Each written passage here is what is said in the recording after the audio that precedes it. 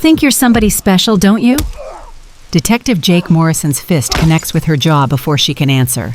The impact sends her sideways designer glasses skittering across wet pavement. He grabs her throat, pressing her against the hood of her Mercedes. Black bitch driving through Pinehurst like you own the place. His partner Tyler Brooks laughs as he crushes her phone under his boot. The screen shatters, Commissioner Wallace's name disappearing into spider-webbed glass. She tastes copper.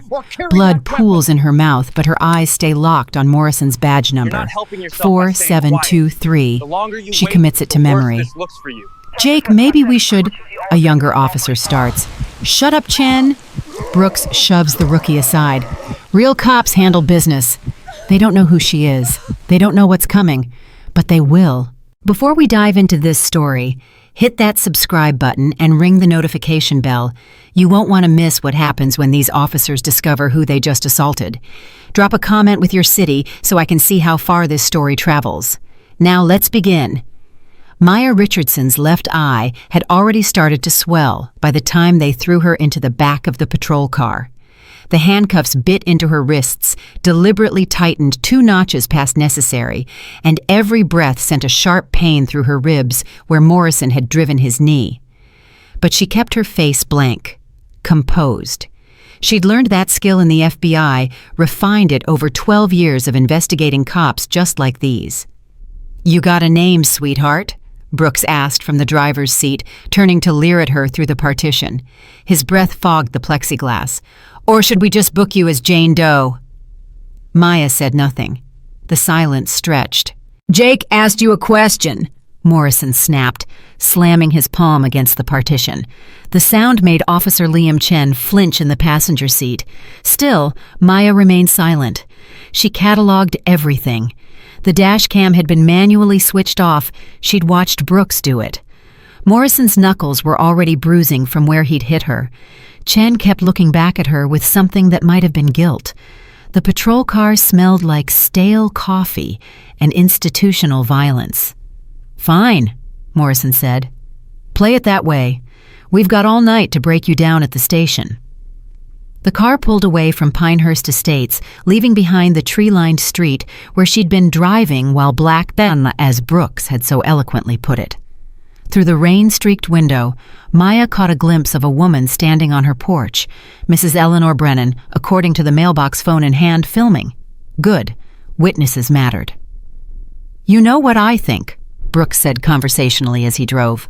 "I think she's scouting houses for her crew. Nice neighborhoods like this, they're targets. Criminals send in scouts first, map out the security systems, figure out which houses have the good stuff." "That's exactly what I was thinking," Morrison agreed. He was still rubbing his knuckles. She kept stopping, looking at houses, taking notes on her phone. Classic surveillance behavior. "I was using my GPS," Maya said quietly. Morrison's head whipped around. "Oh, so, she speaks.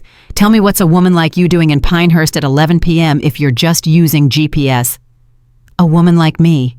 Maya met his eyes in the rearview mirror. "You know what I mean." "Say it clearly, Detective Morrison."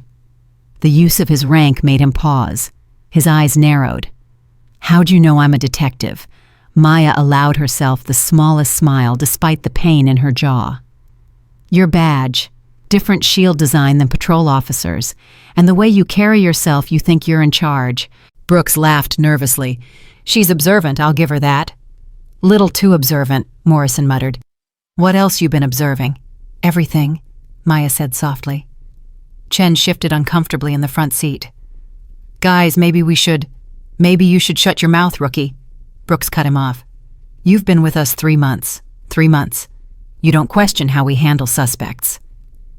"She's not a suspect," Chen said quietly. "She was just driving." "She was suspicious," Morrison corrected. "That makes her a suspect. You got a problem with how we do things, you can transfer back to traffic duty." Chen went quiet, but Maya saw his jaw tighten. She filed that away. Potential ally. Someone whose conscience wasn't completely buried yet. The patrol car hit a pothole, sending a fresh spike of pain through Maya's ribs. She didn't make a sound, but Chen looked back again, concern flickering across his young face. "Don't feel sorry for her," Brooks said, catching the look.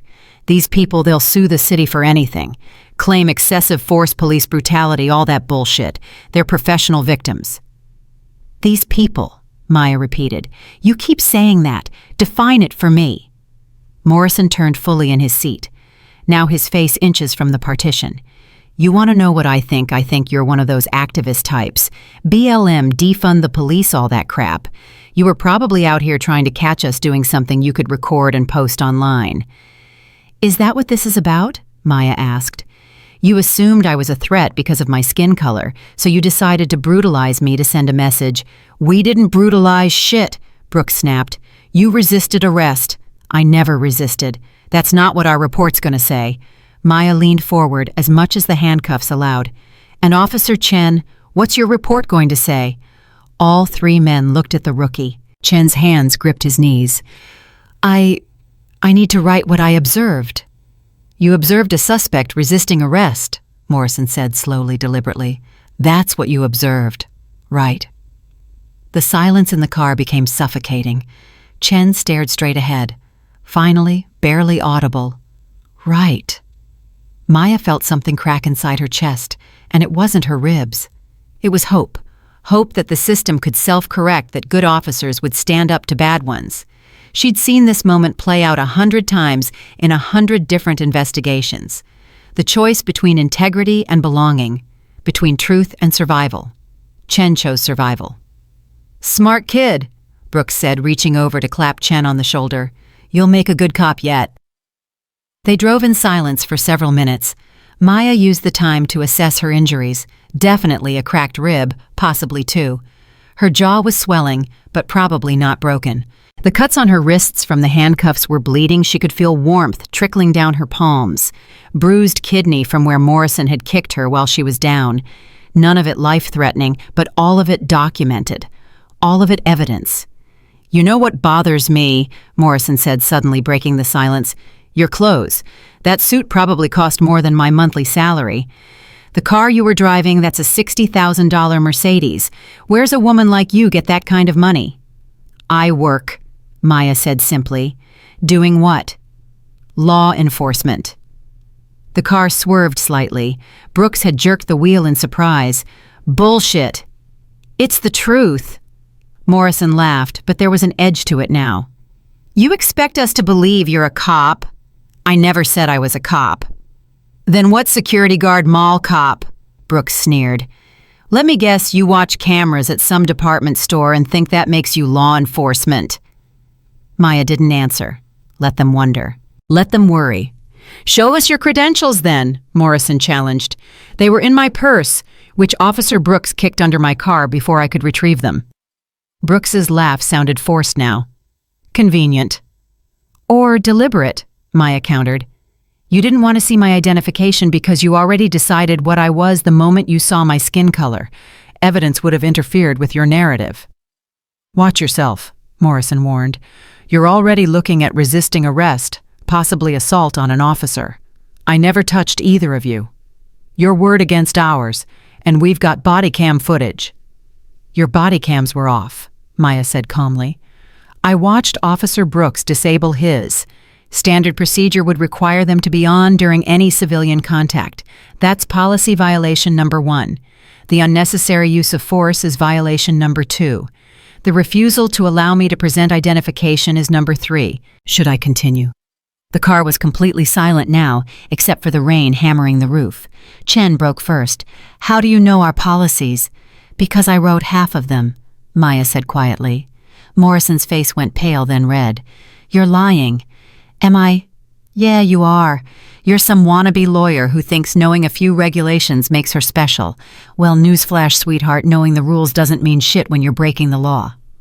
What law did I break, Detective Morrison? Be specific. He sputtered. Brooks jumped in. Suspicious behavior, loitering. We had reasonable suspicion to conduct a stop. Reasonable suspicion requires articulable facts suggesting criminal activity. A black woman driving slowly through a neighborhood while using GPS doesn't meet that standard. The Supreme Court was very clear in Terry versus Ohio. Oh, she's quoting Supreme Court cases now, Brooks mocked, but his voice shook slightly. And Rodriguez versus United States, Maya continued. A traffic stop can't be prolonged beyond the time necessary to handle the matter for which it was initiated. You detained me for approximately 8 minutes before initiating any actual investigation. That's an illegal detention." Morrison turned fully around, now his face contorted with rage. "Listen, you smart-mouthed bitch. Detective Morrison." Maya's voice cut through his anger like ice. "I strongly suggest you stop talking. Every word you say is being recorded." "The dash cam's off," Brooks said, but he sounded uncertain. "Is it?" Maya shifted slightly, and they all heard it, a tiny electronic beep from somewhere in her jacket.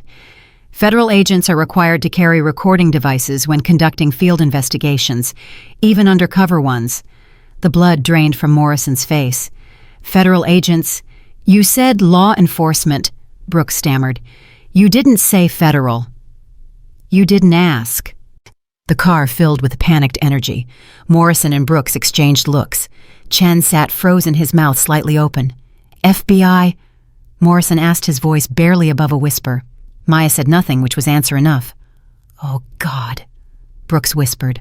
"Oh, God, oh, God." "Pull over," Morrison barked. "What? Pull the fucking car over now." Brooks swerved to the curb. They were on a dark stretch of road between Pinehurst and the precinct.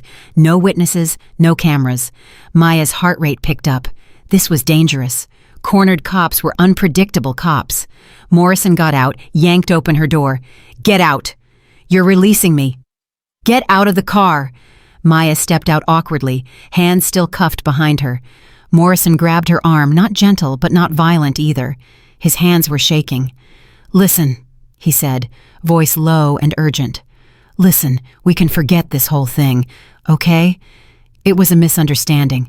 We thought we had reason to believe—" "You brutalized a federal agent," Maya said calmly.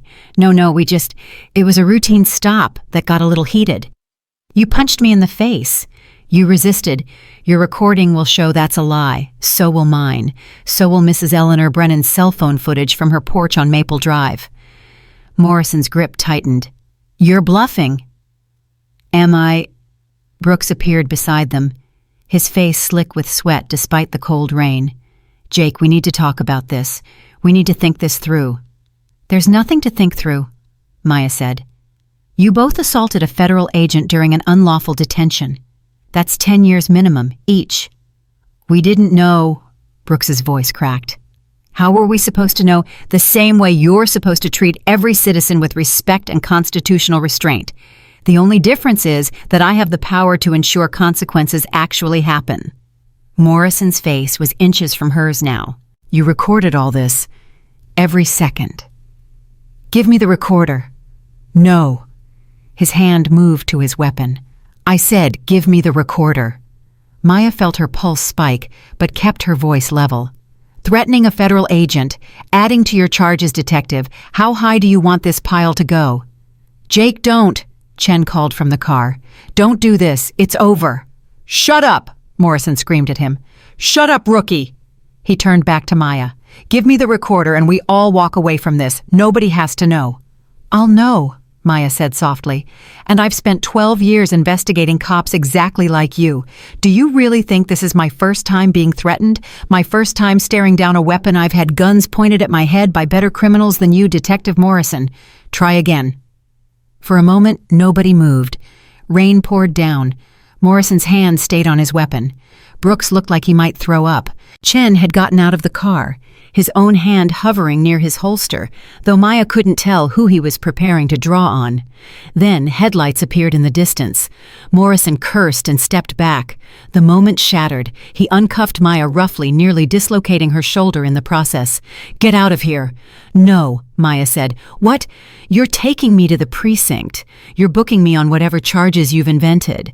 And then you're going to watch everything unravel." "Are you insane?" Brooks whispered. "We're giving you a way out." "I don't want a way out. I want documentation. I want a paper trail. I want your booking report, your incident report, your manufactured evidence, all on record." Morrison shook his head slowly. "You're making a huge mistake." "No, detective. You made the mistake. I'm just making sure everyone knows about it." The approaching car slowed another patrol unit. The officer inside rolled down his window. "Everything okay here?" Morrison plastered on a smile. "Yeah, Sergeant Walsh. Just brought our suspect out for some air. She was getting claustrophobic." Sergeant Walsh, older, gray-haired, tired eyes, looked at Maya's swollen face, her bleeding wrists, her ripped suit. "Looks like she resisted." "Violently," Brooks confirmed. Walsh nodded slowly. He'd seen this before. Hell, he'd probably done this before. "Need backup at the station." "Nah, we got it." Walsh drove away without another word. No questions about procedure, no concern for Maya's visible injuries, just cops protecting cops. "See?" Morrison said as they pushed her back into the patrol car. "Nobody's going to believe you. Even if you are federal, it's your word against 3 officers, and we've got a sergeant backing our story." 4 officers, Maya corrected. "What?" "Sergeant Walsh makes 4. That's 4 potential defendants in the civil rights lawsuit. 4 pensions at risk. 4 careers ending." She smiled through bloody teeth. "You're right, though. Nobody's going to believe me, which is why I'm not asking them to believe me. I'm going to show them." The rest of the drive happened in tense silence. Morrison sat rigid, staring straight ahead. Brooks drove with white knuckles. Chen looked like he was praying. Maya ran through the next steps in her mind. They'd take her to District 9, her new precinct, though they didn't know that yet. They'd book her, photograph her injuries, process her through the system. Every step would create documentation. Every procedure they skipped or corrupted would become evidence. This wasn't about punishment anymore. This was about building an ironclad case that would survive every legal challenge, every union grievance, every attempt at administrative cover-up. Her phone was destroyed, but she had backups. Her credentials were lost, but she had duplicates in her hotel safe. Her recorder was hidden in a false button on her jacket. She'd never told them where it was, let them assume. They'd played right into her hands. The precinct appeared through the rain, a squat, ugly building from the 1970s, all concrete and narrow windows. Home sweet home for the next however many months it took to clean this place up. Maya had reviewed the files. District 9 had the highest use of force rate in Pennsylvania. Excessive force complaints that mysteriously disappeared, body cam footage that routinely corrupted, witnesses who suddenly changed their stories or stopped cooperating. And sitting at the center of it all was Deputy Chief Robert Kellerman, a political operator who'd survived 3 mayors, 2 police commissioners, and countless investigations. He was the real target. Morrison and Brooks were just symptoms of a deeper disease. Brooks pulled into the garage. More officers gathered, curious about the suspect. Maya recognized some faces from the briefings. Officer Deshaun Taylor, good cop by the book, isolated by his peers. Lieutenant Sarah Martinez, former military, ran a tight ship, but hadn't been able to stop the rot. And there, walking out of the building in civilian clothes, Deputy Chief Kellerman himself. He was older than his photo's late 50s, with the careful grooming of a man who'd spent years testifying before city councils and press conferences. His eyes swept over the scene, taking in Maya's condition, with no visible reaction. "What have we got?" he asked Morrison. "Suspicious person, Pinehurst Estates. She resisted arrest." Kellerman looked at Maya more carefully now. Something flickered in his expression. Recognition. No assessment. He was reading her the way she'd learned to read suspects, seeing past the injuries to something that didn't fit. "She say anything?" "Claims she's federal law enforcement," Brooks said with a nervous laugh. Kellerman didn't laugh. "Federal? She's lying." Morrison jumped in. "Trying to intimidate us. Is she—" Kellerman walked closer, his eyes never leaving Maya's face. "What's your name?" Maya met his gaze.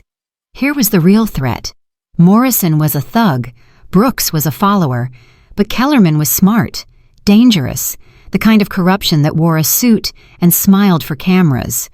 "Maya Richardson," she said clearly. Something changed in Kellerman's eyes. Not recognition exactly, but calculation. He pulled out his phone, stepped away, made a call. The conversation was brief, quiet. When he returned, his expression was carefully neutral. "Process her," he told Morrison. "By the book, every procedure documented." "But Chief," By the book detective. That means medical screening, proper photography, witness statements. Everything. Morrison looked confused, but nodded. Kellerman walked away without another glance at Maya, but she knew. He'd made a call, checked her name. Maybe didn't get confirmation of who she was, but got enough to know something was wrong. Smart man. Dangerous man. They took her inside. The booking area was institutional fluorescence and peeling linoleum. A female officer, Officer Jennifer Harper Badge 2847, photographed her injuries with professional detachment. Front, side, back. The bruises on her wrists, the swelling in her jaw, the cut above her eye. These are defensive wounds, Harper said quietly. They say she resisted, the booking sergeant replied without looking up from his computer. Did she? Silence. That's what I thought, Harper muttered, taking another photo. The medical screening nurse, a tired woman in her 40s named Patricia, was more direct. Who did this to you? Maya stayed silent. I'm required to document all injuries and their origin, Patricia pressed. If you were assaulted by police officers, what happens then? Patricia's hands stilled. I file a report with my supervisor. Who's a lieutenant in this department? Yes. And that report goes where... Patricia didn't answer. Exactly, Maya said. So document the injuries, measure them, photograph them, but we both know nothing will come of it unless I make it happen myself. I'm sorry, Patricia whispered. Don't be sorry. Just be thorough. 2 hours passed. They left her cuffed to a bench in a holding area, still in wet clothes, shivering from cold and shock. Other detainees came and went, a drunk driver, 2 kids caught with marijuana, a woman arrested for shoplifting. The woman stared at Maya's face. Cops do that to you. Maya nodded. They do that to me too once, the woman said. Broke my arm. I filed a complaint. Nothing happened. They said I fell down some stairs. She laughed bitterly. We're on the ground floor. Ain't no stairs. What's your name? Maya asked. Tasha Williams. Why? Because I'm going to fix this, Tasha. And when I do, I'm going to need people like you to tell their stories. Will you do that? Tasha studied her for a long moment. You a lawyer or something? Or something. You really think you can fix it, this whole system? I'm going to die trying. Tasha nodded slowly. Okay, yeah. I'll tell my story. If it matters. It matters. More time passed. Maya's rib pain intensified. She asked for water twice, was denied both times. Standard procedure for making suspects uncomfortable, hoping they'd crack and confess to things they didn't do. Finally, around 3 a.m., they moved her to an interrogation room. Morrison and Brooks sat across from her, a cheap metal table between them. A camera blinked in the corner, actually recording this time, she noted. Kellerman had ordered everything by the book, which meant the recording would become evidence in her favor. Okay, Morrison said, trying to sound official. Let's start from the beginning. What were you doing in Pinehurst Estates tonight? Driving. Where were you going? That's my business. It became our business when you started acting suspicious. Maya leaned forward despite the pain. Define suspicious. You were driving slowly, stopping frequently, appearing to case houses. I was using GPS to navigate an unfamiliar neighborhood. At 11 p.m., is there a curfew for black people in Pinehurst I'm unaware of? Brooks slammed his hand on the table. Stop making this about race. Then tell me what it's about, Officer Brooks. Explain to me why out of the 47 cars I counted driving through Pinehurst tonight, you only stopped mine. What made me different? Silence. My clothes, Maya continued. Too nice made you think I was a criminal. My car, too expensive, made you think it was stolen. My face, too brown for that neighborhood. So which was it, officers? Which bias tripped first? We don't have to sit here and listen to this, Morrison said. Actually, you do. You're conducting an interrogation. I'm entitled to speak. Or are you denying me that right too? Morrison's face reddened. We're trying to understand what happened tonight. What happened is simple. You racially profiled me. You conducted an illegal stop. When I attempted to assert my rights, you responded with violence. You struck me multiple times, causing injury. You failed to provide medical attention. You destroyed my property. You issued threats. All of that is on my recording." "Where is this supposed recording?" Brooks demanded. Maya smiled. "In a secure location, along with backup copies uploaded to a federal server. Even if something happens to me tonight, and we both know things happen to people in police custody, the evidence survives." Morrison stood abruptly. "This interview is over." "Sit down, detective." "Excuse me." I said, "Sit down. You started this interrogation. I'm entitled to make a statement, or are you denying me that right as well? Because that's another violation to add to the list." He sat slowly. Maya took her time making eye contact with both of them. "I came to Millbrook for a job, a very specific job. I've spent 12 years investigating police departments with patterns of civil rights violations. I've dismantled corrupt precincts in 3 states. I've sent dozens of officers to prison. I've cost cities millions in civil penalties. That's what I do." She paused, letting that sink in. "And tonight you gave me a case study in everything wrong with modern policing. The racial profiling, the excessive force, the contempt for constitutional rights, the systemic cover-up involving multiple officers and supervisors. You didn't just assault one woman on one night, you showed me the entire disease." Brooks was shaking his head. No, we're good cops. We protect this city. From what? From people who look like me. From criminals. And how do you determine who's a criminal, Officer Brooks? By the content of their character or the color of their skin?" Morrison cut in. "Even if you are who you say you are, and I'm not admitting anything, it's still our word against yours. We have 3 officers who will testify you resisted arrest." 4, including Sergeant Walsh," Brooks added. "Actually," a quiet voice said from the doorway, "you have 3. They all turned. Officer Liam Chen stood there looking young and terrified, but determined. "What?" Morrison's voice was dangerous. "I'm not lying in my report," Chen said. "I can't do it. I won't." "You little—" Brooks started to rise. "Sit down," Maya said sharply. "Both of you." To her surprise, they did. Chen walked into the room, pulled out a chair, sat down. "I'm writing in my report exactly what I saw. Ms. Richardson was cooperative. She followed all instructions. She did not resist arrest. Detective Morrison struck her without provocation. Officer Brooks destroyed her property. Both used excessive force." "You're ending your career?" Morrison said flatly. "Maybe, but I can live with that. I can't live with the alternative." Maya felt something shift in her chest. Hope, fragile and cautious. "Officer Chen, you understand what you're saying, the consequences you'll face." "I understand. I also understand that I took an oath to uphold the law, not to protect other cops. The law." "Jesus Christ," Brooks whispered, dropping his head into his hands. Morrison stared at Chen like he'd never seen him before. "They'll destroy you. Not just us, the whole department. You'll never work in law enforcement again." "Then I'll find another career," Chen said simply. "One where I can look at myself in the mirror." The interrogation room door opened again. This time, Deputy Chief Kellerman entered, followed by a woman in her 60s, Assistant District Attorney Helen Vasquez. Maya recognized her from the briefings. "On your feet," Kellerman said to Morrison and Brooks. They stood confused. Vasquez addressed Maya. "Ms. Richardson, my office received a call approximately 1 hour ago from the U.S. Attorney. He informed me that you're the new captain of District 9 starting Monday morning.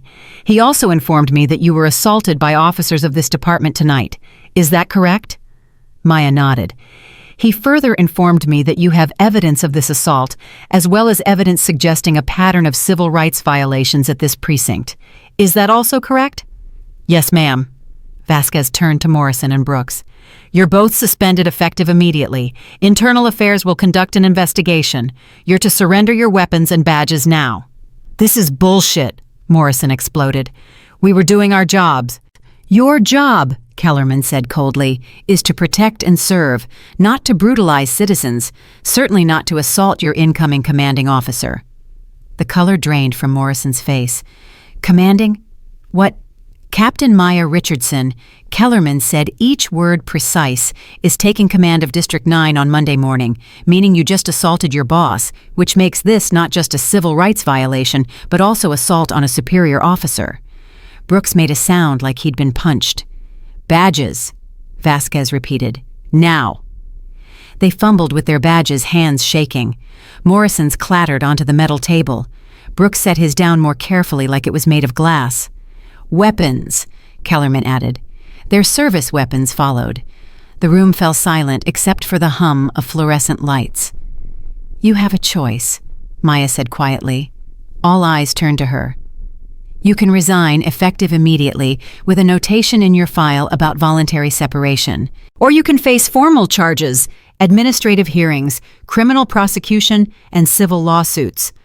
That's not a choice, Morrison said bitterly. No, Maya agreed. But it's more than you gave me tonight when you decided to use me as a punching bag. She stood slowly, pain shooting through her ribs, walked to where they stood, diminished and defeated. I want you to remember this moment, she said softly. Remember how it feels to be powerless, to have your freedom in someone else's hands, to watch your future crumble because someone with a badge decided you didn't deserve basic human dignity. Morrison's jaw clenched. You were just following the culture, Maya finished. A culture that values dominance over service, that sees certain communities as enemies instead of neighbors, that protects its own at any cost. Well, that culture ends now, in this precinct, starting Monday. She turned to Kellerman. I'll need a complete audit of all excessive force complaints from the past 5 years. Every case, every officer, every civilian involved. Captain, perhaps we should discuss. That wasn't a request, Deputy Chief. His eyes hardened, but he nodded. You'll have them by Monday. And I'll need Officer Chen reassigned to my direct command. Chen's head snapped up surprise, clear on his young face. Also not a request, Maya continued. He's one of the few officers in this building who still remembers what integrity looks like. I'm going to need people like that if we're going to fix this department. Consider it done, Vasquez said before Kellerman could respond. Maya looked at Morrison and Brooks one final time. You have until Monday morning to submit your resignations. After that, the choice is made for you. She walked toward the door, every step agony, but her spine straight. At the threshold, she paused. Oh, and gentlemen, I'll be keeping my recording as a reminder of what happens when the system actually works. She left them standing there, badges on the table, weapons beside them, careers ending, and didn't look back. The precinct had grown quiet in the pre-dawn hours. Officers on night shift watched her pass, word spreading fast about who she was, what had happened. Some looked ashamed, others defiant. A few, like Officer Deshaun Taylor, nodded with something like relief.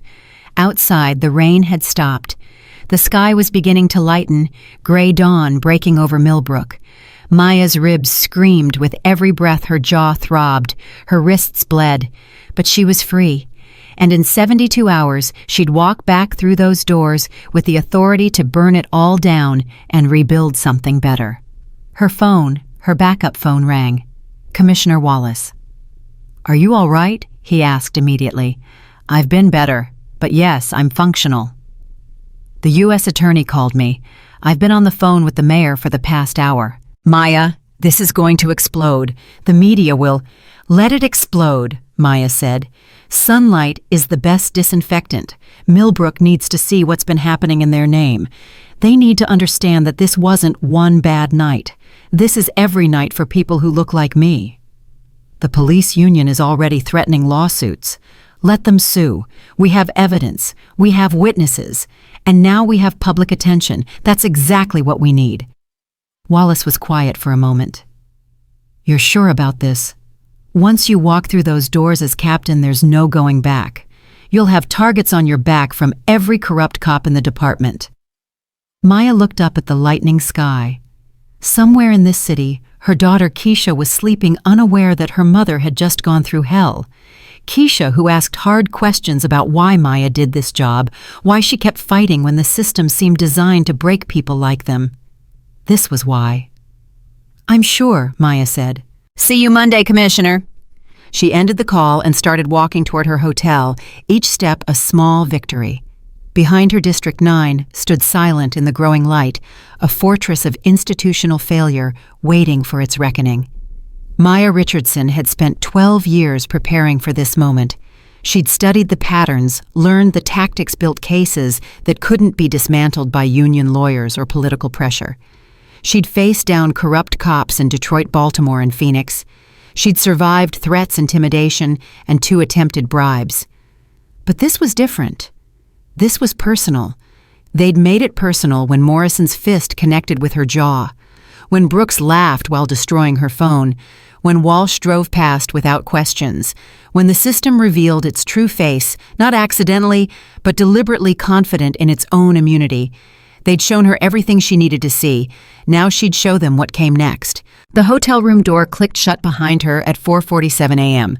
Maya made it 3 steps inside before her legs gave out. She caught herself on the desk chair, breathing through the pain radiating from her ribs. The adrenaline that had carried her through the past 6 hours was draining fast, leaving behind raw nerve endings and the reality of what her body had endured. Her reflection in the bathroom mirror stopped her cold. The woman staring back looked like she'd been in a war. Her left eye had swollen nearly shut, purple and black spreading across the cheekbone. A cut above her eyebrow had crusted over. Her jaw was misshapen, swollen on one side. Blood had dried on her neck from the wrist wounds still seeping through the gauze the nurse had applied. Maya pulled out her phone, the backup she kept for emergencies, and photographed everything. Front angle, side angle, close-ups of each injury. The camera's flash was harsh, clinical, turning her face into evidence. She'd done this before, but never to herself, never with her own battered reflection staring back. Her hands shook as she set the phone down. The shower took 20 minutes. She had to move slowly, carefully, each movement a negotiation with pain. The hot water stung the cuts, turned pink as it swirled down the drain. She watched it go, thinking about blood evidence, about DNA that could prove Morrison's fist had connected with her face, about the chain of custody she'd need to maintain if this went to trial. Always thinking like an investigator. Even now. Especially now. She emerged wrapped in the hotel bathrobe and found her laptop. Her fingers moved automatically, opening encrypted files, accessing federal databases. The report needed to be filed while everything was fresh, while the fury still burned hot enough to keep her focused through the pain. The cursor blinked on the blank document. She typed, "On November 19th, 2024, at approximately 2300 hours, I was conducting an undercover assessment of District 9's patrol patterns in the Pinehurst Estates neighborhood when..." Her phone rang. Keisha's name lit up the screen. Maya's heart clenched. Her daughter was supposed to be asleep at her grandmother's house in Philadelphia, safe and unaware. She almost didn't answer. Keisha didn't need to hear her mother's voice right now, wouldn't understand the thickness from the swollen jaw, the pauses when breathing hurt too much. But Keisha knew her mother, knew when something was wrong. "Mom." Her daughter's voice was small, worried. "Grandma got a call from someone named Commissioner Wallace. She's been up all night. What happened?" Maya closed her eyes. "Baby, I'm fine." "You're lying. You always say you're fine when you're not." 17 years old and already too perceptive. Maya had raised her to be smart, observant, to question authority and demand truth. Now those same qualities made it impossible to hide anything from her. "I had a difficult night at work," Maya said carefully. "But I'm okay. I promise." "Mom," Keisha's voice broke. "Did they hurt you?" The "they" was automatic. Her daughter had grown up watching her mother investigate police departments, had sat through enough dinner conversations to understand what her mother did, who she fought against. Keisha had been 12 when Maya got death threats in Detroit, 14 when someone slashed her tires in Baltimore, 16 when a cop followed them home from the grocery store, trying to intimidate Maya into dropping an investigation. Keisha knew what they meant. "Yes," Maya said softly, because lying would be worse. But I'm alive, I'm safe, and I'm going to make sure this never happens to anyone else in this city. Silence on the other end. Then, I want to come there, to Millbrook. I want to be with you. Absolutely not. Mom, Keisha, listen to me. Maya's voice hardened. The next 72 hours are going to be dangerous. The media will descend. The police union will attack.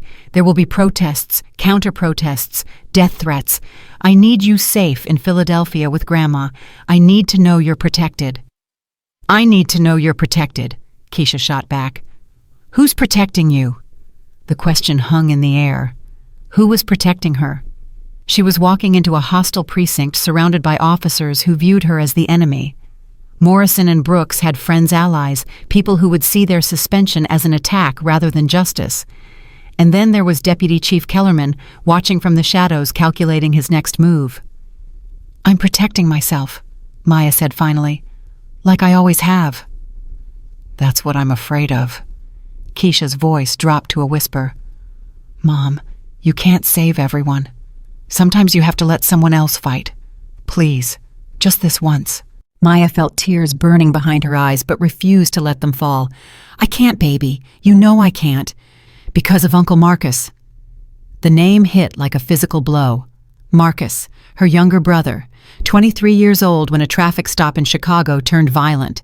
The official report said he'd resisted arrest, reached for the officer's weapon. The witnesses said he'd been compliant hands visible begging them to stop. The officer walked free. Marcus went into the ground. That was 15 years ago. Maya had been 25, fresh out of the police academy herself, still believing the system could self-correct. Marcus's death had taught her otherwise, had sent her to the FBI, to the Civil Rights Division, to a career spent hunting cops who thought badges made them untouchable. Yes, Maya said quietly, because of Uncle Marcus, because he doesn't get to fight anymore, so I fight for him. But who fights for you? Maya didn't have an answer for that. They talked for a few more minutes, Keisha extracting promises that Maya would call every day, that she'd hire private security if threats escalated, that she'd remember she wasn't alone, even when she felt like it. Finally, reluctantly, Keisha hung up.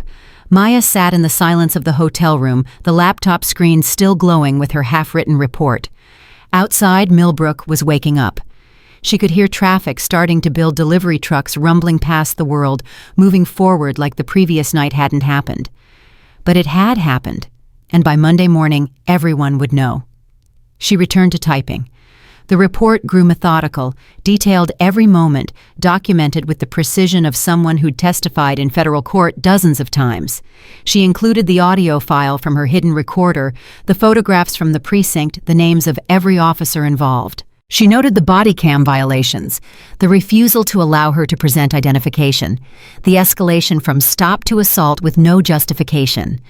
She documented Sergeant Walsh's failure to intervene the booking process, delays the interrogation tactics. 3 hours later, the report was complete. She encrypted it, sent copies to Commissioner Wallace, the U.S. Attorney, the FBI's Civil Rights Division, and her own attorney. Then she backed it up to 3 separate servers, including one in a jurisdiction outside Pennsylvania's reach. Evidence secured. Now came the harder part. Her phone buzzed. A text from Officer Liam Chen, "Can we talk not at the precinct, somewhere safe?" Maya stared at the message. Chen had turned on his partners, but that didn't automatically make him trustworthy. He could be wearing a wire trying to gather evidence to undermine her case, or he could be genuine a good cop, trapped in a bad system looking for a lifeline. She typed back Riverside Park, East Entrance, 1 hour. His response was immediate. Thank you. Maya dressed carefully, every movement still painful. Black jeans, dark sweater, comfortable shoes, in case she needed to run. She strapped a small canister of pepper spray to her belt. Not standard equipment for a captain, but she wasn't officially a captain yet. Right now, she was just a woman who'd been brutalized by cops, and those cops had friends. Riverside Park sat on the edge of the district, bordering the working-class neighborhood that District 9 routinely over-policed. Even at 8 a.m. on a Saturday, it was nearly empty. A few joggers, a woman walking her dog. Nobody who looked like a threat, but Maya had learned not to trust appearances. Chen arrived exactly on time, wearing civilian clothes and looking like he hadn't slept. His eyes were red-rimmed, his hair uncombed. He approached slowly, hands visible, non-threatening. "Thank you for meeting me," he said. Maya gestured to a bench away from the main path. They sat, maintaining distance between them. "Why did you do it?" she asked. "In that interrogation room, why tell the truth when lying would have been easier?" Chen stared at his hands. "My father was a cop, NYPD 30 years. He always told me the badge was sacred, that it represented trust, not power, that the day you abuse that trust is the day you stop being a real officer." "What happened to him?" "Heart attack, 5 years ago, right before I graduated from the academy." Chen's voice cracked slightly. "I keep thinking about what he would have said if he'd seen what I did last night. Not speaking up when Morrison hit you, staying silent in the car. I failed every lesson he ever taught me." Maya watched him carefully. The guilt seemed genuine, but she'd interviewed enough cops to know they could fake remorse when their careers depended on it. "You're going to be destroyed," she said flatly. "Morrison and Brooks have friends. The union will come after you. Other officers will freeze you out. Your career in Millbrook is essentially over." "I know. So why keep going?" "You could retract your statement. Say you were confused, stressed that you misremembered the events." Chen looked up, met her eyes. "Could you?" The question surprised her. "What? Could you retract the truth once you'd spoken it? Could you unsee what you saw, unknow what you know?" Maya was quiet for a long moment. "No. Neither can I." Chen leaned back against the bench. "I've only been in District 9 for 3 months. But in those 3 months, I've seen enough to understand this place is broken. The way we treat people in Riverside versus Pinehurst, the way complaints disappear, the way good officers either leave or become bad officers because that's the only way to survive. Officer Deshaun Taylor," Maya said. Chen nodded. "He's been trying to do things right for 2 years. They call him a coward. They don't back him up on calls. They spread rumors that he's an informant. Last month, someone slashed all 4 of his tires in the precinct parking lot. Internal Affairs said it was probably kids. But it wasn't. Everyone knows it wasn't, but nobody will say it. That's the culture. You either play along or you become a target." Maya processed this. "And now you're a target." "Yeah." Chen managed a weak smile. "Welcome to the club." A jogger passed by, eyeing them curiously. Maya waited until she was out of earshot. "I'm reassigning you to my direct command," she said. "But that doesn't mean protection. If anything, it makes you more visible. Morrison and Brooks will resign, but there are others. Officers who think what happened to me was justified. Who see reform as an attack on their way of life. I understand. Do you?" Maya turned to face him fully. "Because here's what's coming. Monday morning, I walk into that precinct as captain. You walk in as the officer who testified against his fellow cops. We become targets together, and the next few weeks, maybe months, are going to be hell. There will be anonymous threats, equipment failures at critical moments, backup that takes too long to arrive, 1,000 small acts of sabotage designed to make us fail or quit or die." Chen's jaw tightened. "Then we don't fail, we don't quit, and we sure as hell don't die." Maya studied him. 28 years old, 3 months on the job, naive enough to still believe in justice, but smart enough to recognize corruption. He reminded her of herself at that age before Marcus's death, before she learned how deep the rot went. "Tell me about Deputy Chief Kellerman," she said. Chen's expression shifted. "What do you want to know?" "Everything. How he operates, who protects him, where the real power lies." "Kellerman's been in the department for 32 years. He knows everyone, mayors, city council members, judges, prosecutors. He survives by being useful to powerful people. Need a warrant fast-tracked? Kellerman knows which judge to call. Need a political rival's kid arrested quietly? Kellerman handles it. He's not corrupt in the obvious way. He doesn't take cash bribes or steal drugs from evidence. He deals in favors. And those favors create loyalty. Exactly.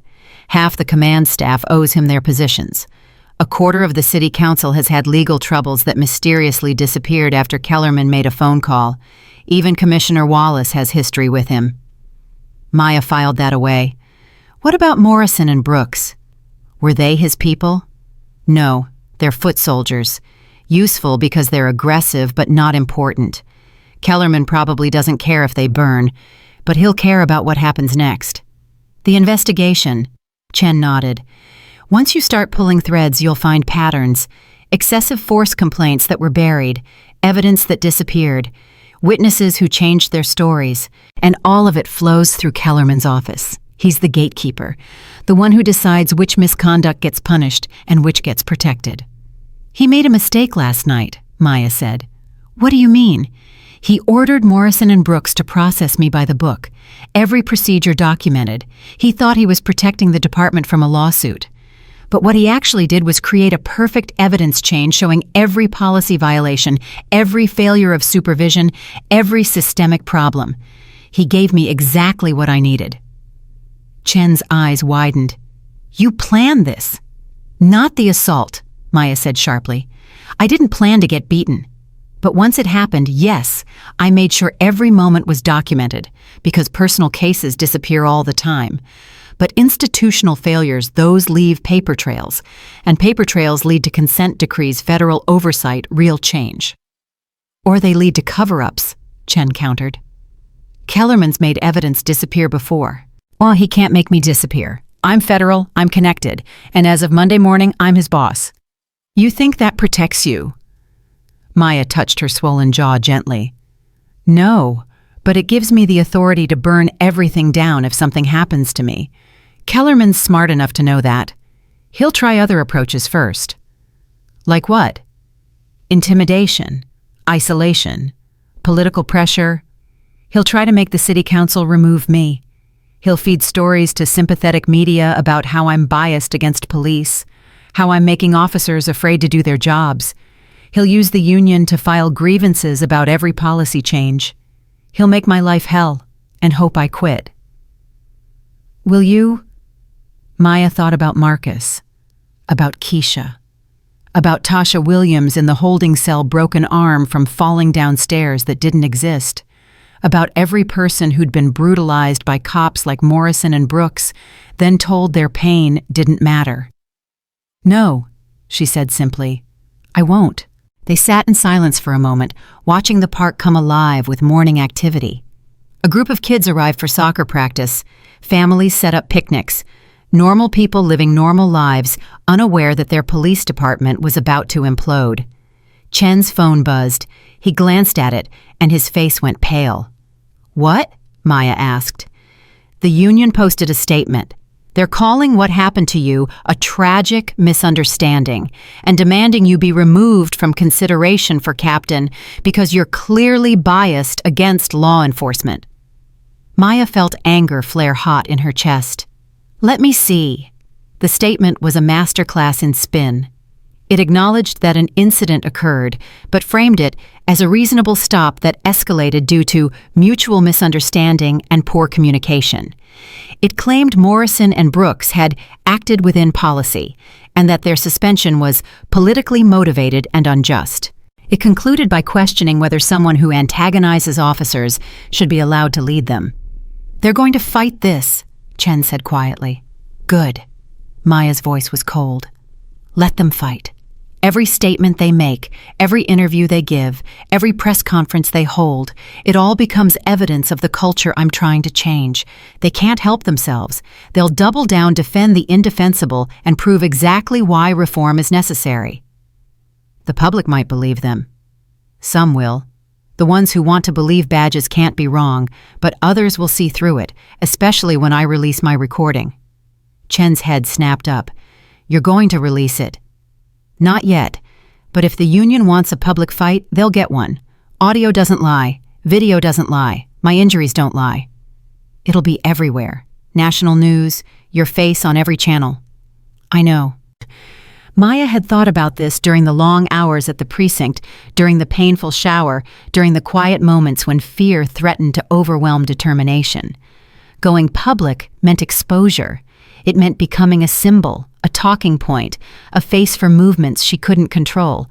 It meant Keisha watching her mother's assault replayed on television. It meant Marcus's death being discussed again, her trauma becoming content. But it also meant witnesses, accountability, change. Are you ready for that? Chen asked. Nobody's ready for that, but I'll survive it.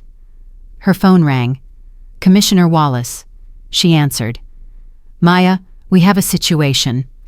His voice was tense. Channel 7 News has obtained photos of you from the booking process.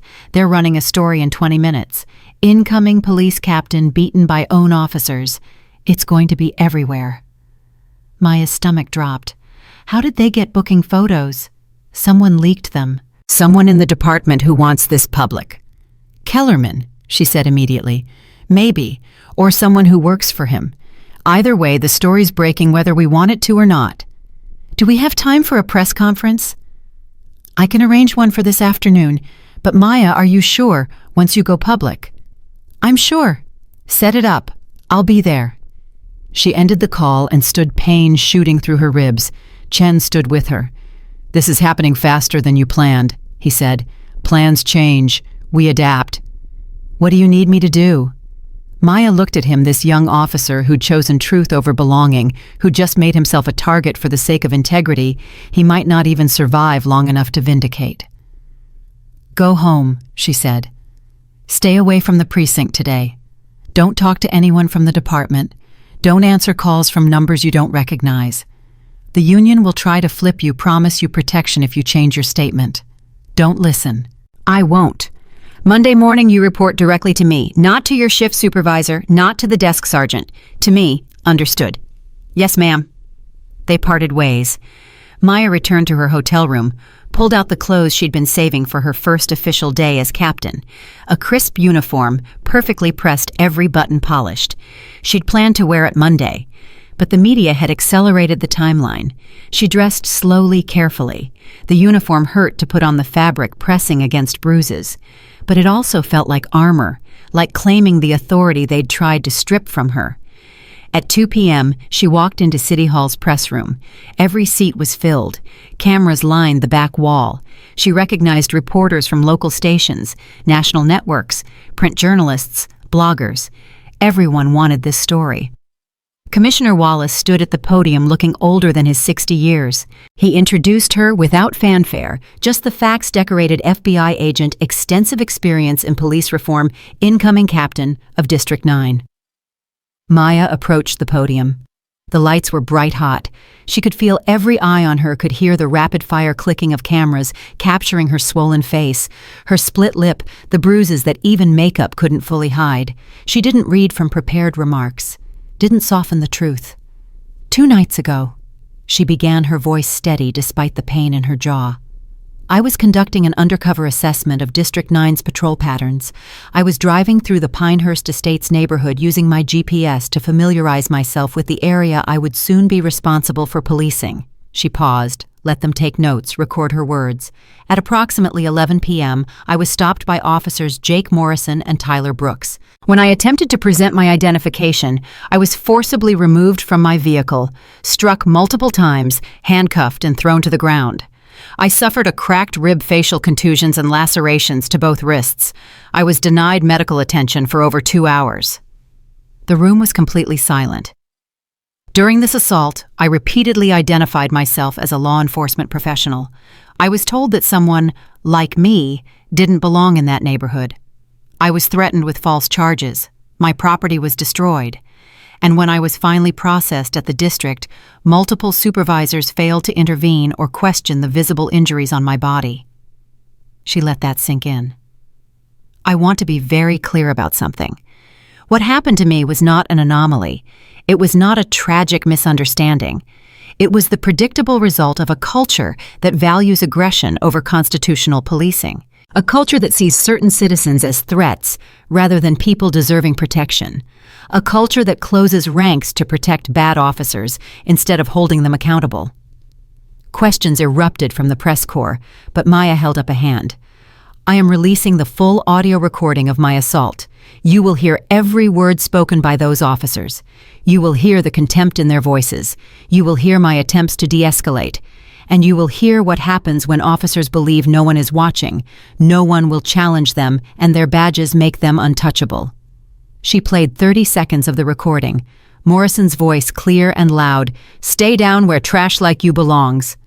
The sound of his baton striking, her gasp of pain, Brooks laughing. The room exploded. Reporters shouted questions. Cameras flashed. Maya stood silent at the podium, letting the recording speak for itself. Finally, she raised her hand again. I will take 3 questions. Captain Richardson, how can you lead officers who brutalized you? I don't plan to lead those officers. They'll either resign or face criminal charges. I plan to lead the officers who are horrified by what happened, the ones who became cops to protect people, not to brutalize them, the ones who've been waiting for someone to say that honor matters more than the blue wall. Do you think you can be objective after what you experienced? Maya smiled without humor. I think experiencing exactly what the citizens of Millbrook's black and brown communities experience every day makes me more qualified, not less. I understand the fear, the humiliation, the sense that no one will believe you because badges always win. That's not objectivity I'm bringing, it's lived experience, and this department desperately needs that perspective. The police union says you're biased against all officers. How do you respond?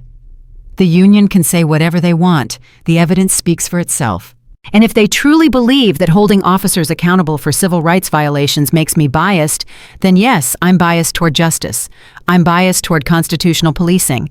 I'm biased toward treating every citizen with dignity, regardless of their race or zip code. If that's controversial to the union, that tells you everything you need to know about what's broken in this department. She stepped away from the podium. Commissioner Wallace tried to add closing remarks, but reporters mobbed Maya, shouting questions, cameras in her face. She pushed through them head high, every step calculated to project strength she didn't entirely feel. Outside City Hall, the real media circus waited. Protesters had already gathered, both pro-police and pro-reform. Signs declaring "Back the Blue" faced off against signs reading "Justice for Captain Richardson." Chants competed, grew louder, more aggressive. Maya's security escort hustled her to a waiting car. As they pulled away, she saw the crowd's growing tension building, the careful facade of civil society starting to crack. Her phone wouldn't stop buzzing. Death threats mixed with messages of support, media requests, union statements, political figures taking sides. The story was going viral, hashtags, spreading, video clips circulating. In less than 6 hours, she'd become national news. Keisha called. Mom, are you okay? I saw the video. Everyone's talking about it. My friends are texting me. Reporters are calling Grandma's house. I know, baby, I know. It's going to be intense for a while. They're saying terrible things about you online, that you're lying, that you provoked them, that you hate cops. People will say a lot of things. Most of it doesn't matter, but some of it does. Keisha's voice was small again, scared. Mom, someone posted our address in Philadelphia. Someone found where Grandma lives. Maya's blood ran cold. Get inside. Lock all the doors. I'm calling security right now. I'm scared. I know, but you're going to be okay. I promise. She made rapid calls, private security firm she'd used before, local FBI field office, Philadelphia PD. Within 30 minutes, 2 unmarked cars were stationed outside her mother's house. But the damage was done. They'd gone after her family. The fight had escalated beyond institutional reform into personal warfare. By evening, Maya sat alone in her hotel room, watching the news coverage spiral. Some stations treated her as a hero. Others questioned every detail of her story. Political pundits debated whether police reform had gone too far. The police union held its own press conference, claiming she'd orchestrated the entire incident to justify a radical agenda. Morrison and Brooks appeared on camera with their attorney. They looked defeated but defiant. We made a mistake, Morrison said stiffly, clearly reading from prepared remarks. "We should have handled the situation differently, but we're being crucified for one bad night when we've given years of service to this city." The attorney jumped in. "My clients are being scapegoated by an incoming captain with a well-documented history of antagonism toward police officers. This is a witch hunt, pure and simple." Maya turned off the television. She'd heard enough. They were going to fight, which meant she'd have to fight harder. Her laptop showed the internal affairs investigation timeline. They'd scheduled interviews with every officer who'd been at the precinct that night. Chen had already given his statement. Officer Deshaun Taylor had requested to speak with her directly, and Deputy Chief Kellerman had submitted a formal complaint about her press conference claiming she'd violated department policy by publicly discussing an ongoing investigation. She was being attacked from every direction. A knock on her door made her tense. She checked the peephole officer Deshaun Taylor, still in uniform, looking exhausted. She opened the door cautiously. "I know I shouldn't be here," he said immediately, "but I had to tell you something you need to hear before Monday." Maya stepped aside, let him in. Taylor looked around the room, checking windows, then spoke in a low voice. "Kellerman's planning something. I don't know what exactly, but I heard him on the phone this afternoon. He's calling in favors. City council members, the mayor's chief of staff, union lawyers. He's building a case to remove you before you even take command." "On what grounds?" "That's the thing. I don't think he cares about grounds. He's going for political pressure. Make the mayor choose between you and the entire police force. Make it so expensive, so painful, so publicly messy that removing you seems like the easier option." Maya absorbed this. "How long have you been watching him?" 2 years. Ever since I filed a complaint about an officer planting evidence and Kellerman made it disappear. I started documenting everything after that. Times, dates, conversations I overheard. I've got notebooks full of his dirty deals." "Why didn't you go public before?" Taylor's laugh was bitter. "And what, get labeled a rat, lose my job, end up like Martinez?" Maya went still. What happened to Martinez? Lieutenant Sarah Martinez. She tried to fight Kellerman 3 years ago, filed reports about corruption, missing evidence, forced confessions. She built a whole case. And one night she got into a single car accident, ran off the road, hit a tree.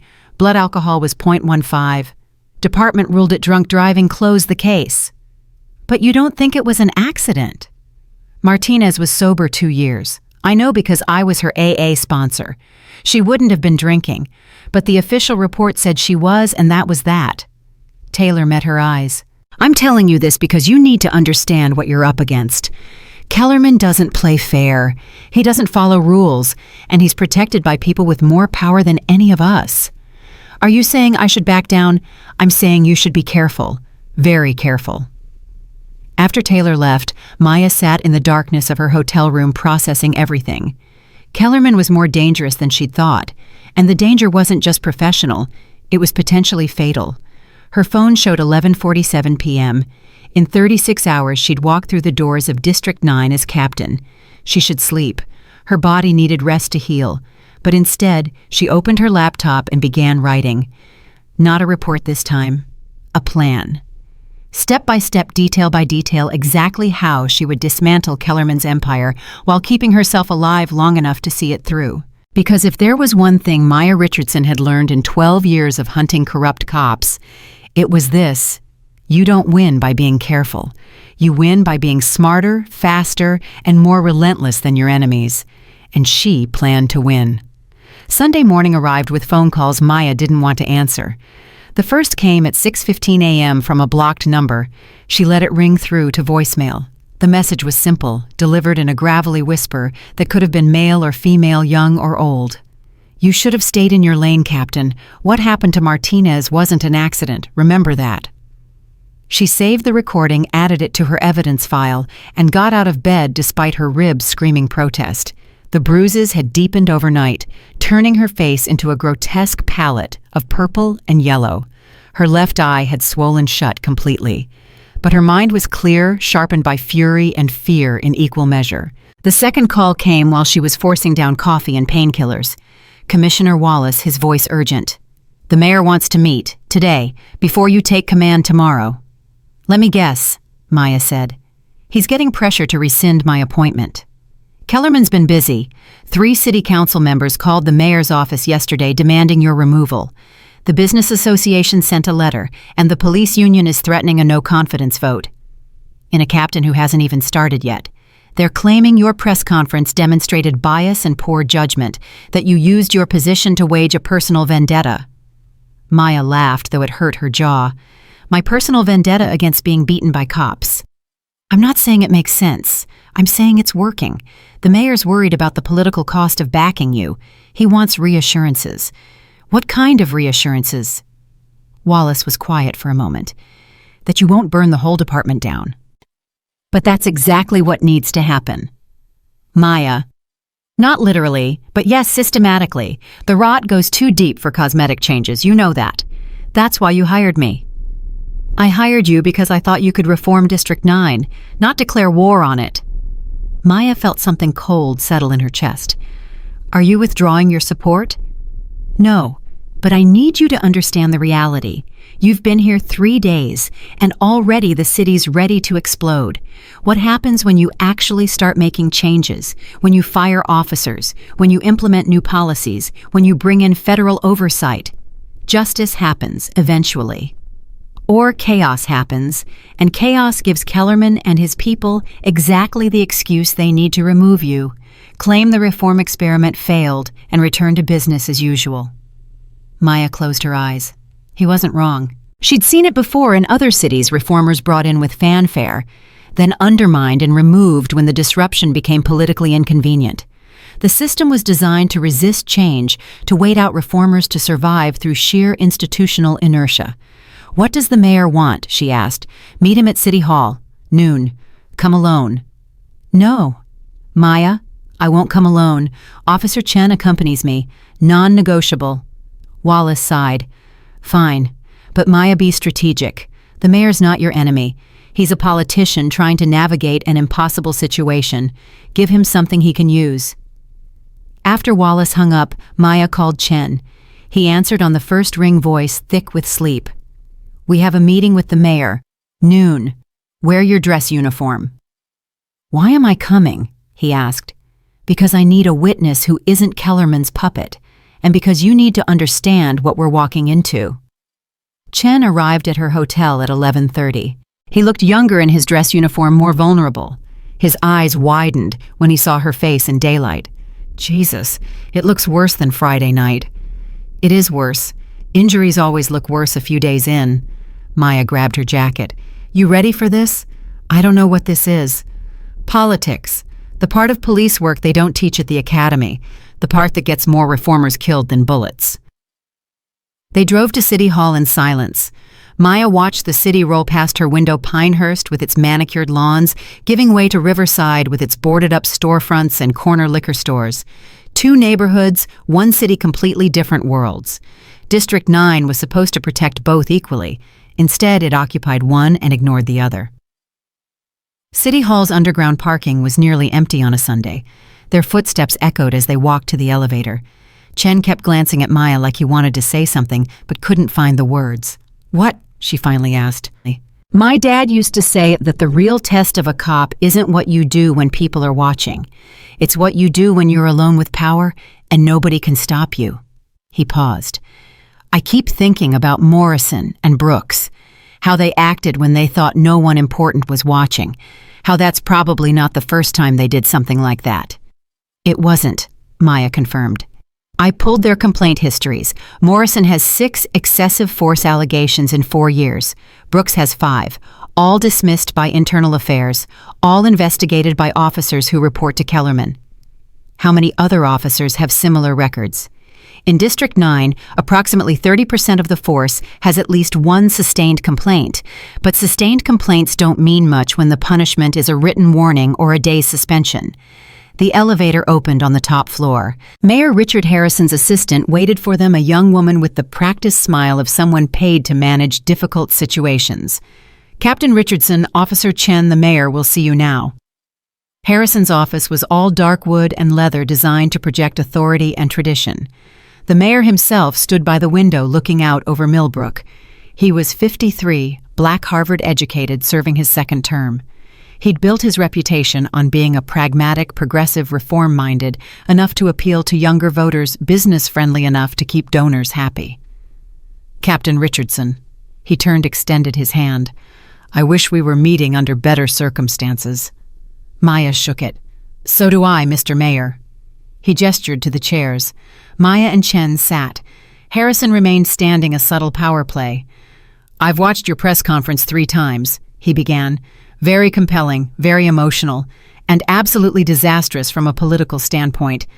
Disaster for whom? Maya asked. For this city, for my administration, and ultimately for you. He moved away from the window. In less than 48 hours, you've turned Millbrook into a national flashpoint. We have protests planned for tomorrow, counter-protests. The unions threatening a work slowdown.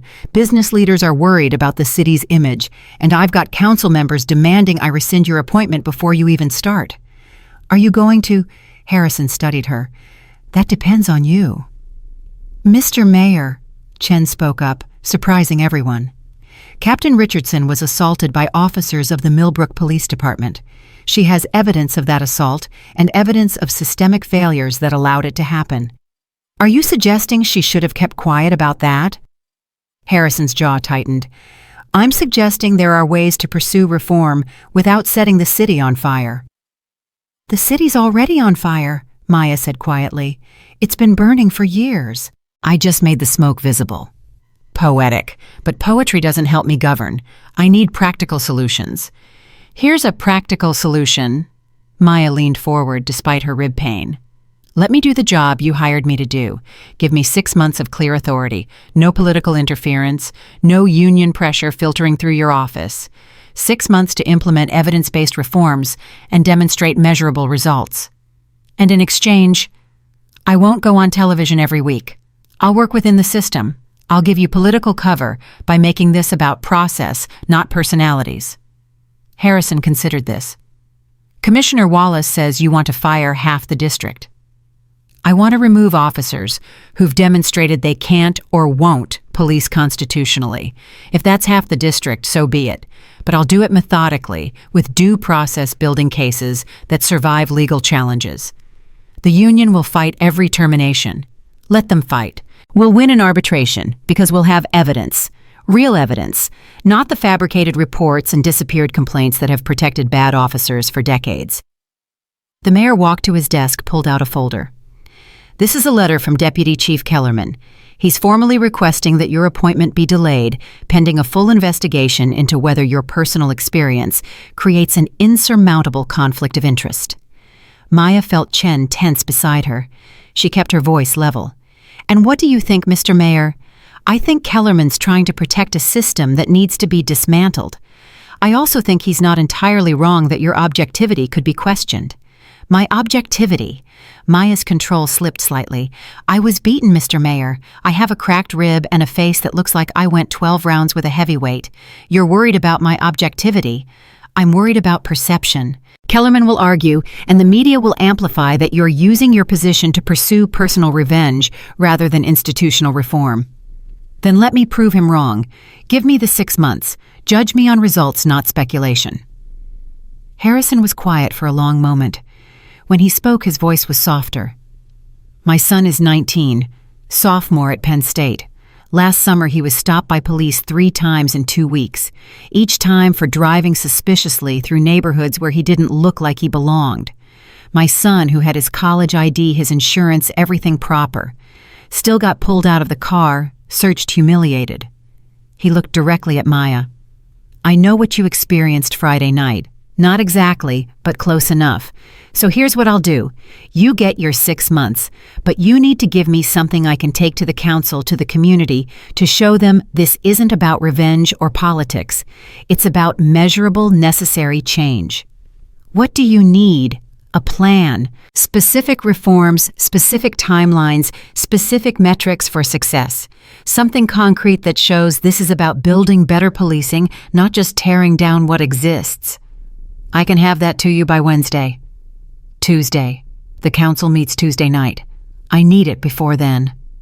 Maya nodded. Done. And Captain, Harrison's voice hardened. I'm giving you rope. Don't hang yourself with it. Don't hang me with it. Because if this goes sideways, if the city erupts, and officers walk off the job, and crime spikes, and businesses leave, I won't be able to protect you. Not politically, not practically. Understood? Understood. They left City Hall 20 minutes later. Chen waited until they were in the car before speaking. That was instructive, Maya finished. The mayor's willing to back reform, but only as long as it's politically viable, which means we have a window. Maybe 6 months, maybe less, to create enough positive change that it becomes politically costly to reverse course. And if we can't, then we get fired, Kellerman wins, and District 9 goes back to brutalizing citizens with impunity. Chen's phone buzzed. He looked at it, frowned. It's Officer Taylor. He wants to meet. Where? Same place as yesterday, Riverside Park. They found Taylor at the same bench, still in uniform from the night shift. He looked worse than he had. Saturday eyes, bloodshot hands, trembling slightly as he drank from a travel mug of coffee.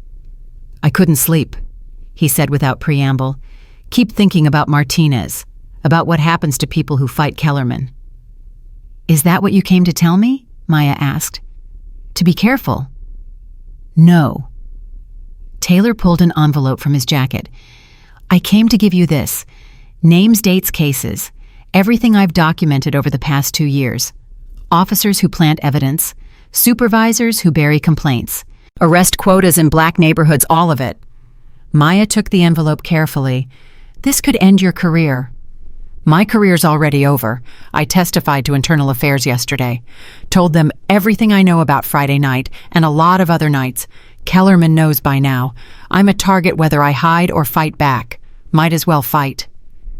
Thank you, Maya said quietly. Don't thank me yet. You read through that, you'll see how deep this goes. It's not just a few bad cops. It's policy. It's practice. It's how District 9 has operated for at least a decade, maybe longer. He stood to leave, then paused. Captain, I need to tell you something else. Lieutenant Sarah Martinez. Before she died, she came to see me. Said she'd found something big, something that went beyond District 9. She was going to take it to the state attorney general. What was it? She wouldn't say. Said it was safer if I didn't know. But she told me that if anything happened to her, I should look at pension records. Officers who retired early with full benefits despite disciplinary problems. She said that was the key. Taylor walked away, leaving Maya with the envelope and more questions than answers. Back at the hotel, she spread Taylor's documents across the bed. Chen sat beside her, reading over her shoulder. The pattern emerged quickly. Officers with multiple excessive force complaints mysteriously receiving early retirement packages. Others transferred to cushy administrative positions. A few promoted despite records that should have ended their careers. It's a payoff system, Chen said. Keep quiet about what you know, protect the culture and get rewarded. Speak up and get Martinez'd. Maya's phone rang. Unknown number, she answered. Captain Richardson. A woman's voice, hesitant. My name is Rebecca Martinez, Sarah Martinez's sister. Maya sat up straight. Ms. Martinez, I'm so sorry about your sister. Thank you. I'm calling because Officer Taylor said you might want to see Sarah's personal files, the ones she kept at home. Yes, absolutely. Can you meet me? I don't want to mail them. Too many things in this city get lost in the mail, if you know what I mean. They met at a coffee shop in a neighborhood far from District 9's patrol area. Rebecca Martinez was in her early 40s, wearing a business suit, carrying a leather messenger bag that she held like it contained nitroglycerin. Sarah was careful, Rebecca said, sliding the bag across the table. She kept copies of everything at home, encrypted files, printed backups, recordings. After she died, I couldn't access most of it, needed passwords I didn't have. But 6 months ago, I finally cracked her system, and what I found... She trailed off, her eyes filling with tears. What did you find? Maya asked gently. Proof that my sister didn't drink that night. Phone records showing she was on her way to meet with someone from the Attorney General's office, and evidence that her car's brake line had been cut. Chen inhaled sharply. Maya felt ice in her veins. "Did you take this to the police?" Rebecca's laugh was harsh. "The police, they're the ones who killed her. I took it to a private investigator. He looked into it for 2 weeks, then gave me my money back and told me to drop it. Said some cases were too dangerous. That's when I knew how deep this went." "Ms. Martinez," Maya said carefully, "if what you're saying is true, this isn't just corruption. It's murder." "I know. That's why I kept quiet for 3 years. Because I have a husband and 2 kids, and I didn't want to end up like Sarah. But then I saw what happened to you on the news, saw you fighting back, and I thought maybe finally someone strong enough to take them down had arrived." She pushed the bag closer. "Everything's in there. Sarah's investigation, her evidence, her conclusions. She was close, Captain Richardson, so close to exposing the whole network. Please finish what she started." After Rebecca left, Maya and Chen sat in the car, the messenger bag between them like an unexploded bomb. "We should look at it," Chen said. "Not here, not in public, back at the hotel." They drove in tense silence. Maya kept checking the rearview mirror looking for tails. If Kellerman had killed Martinez to protect his secrets, he wouldn't hesitate to come after anyone who picked up her investigation. The hotel room had been searched. Maya knew the moment she opened the door, subtle signs only someone trained to notice would catch. Her laptop had been moved 2 inches to the left. The documents on the desk were in a slightly different order.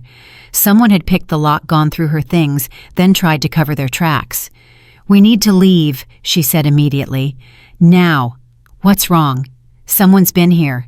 Looking for evidence, probably, or planting bugs." They packed quickly. Maya took her laptop, her backup files, the recordings.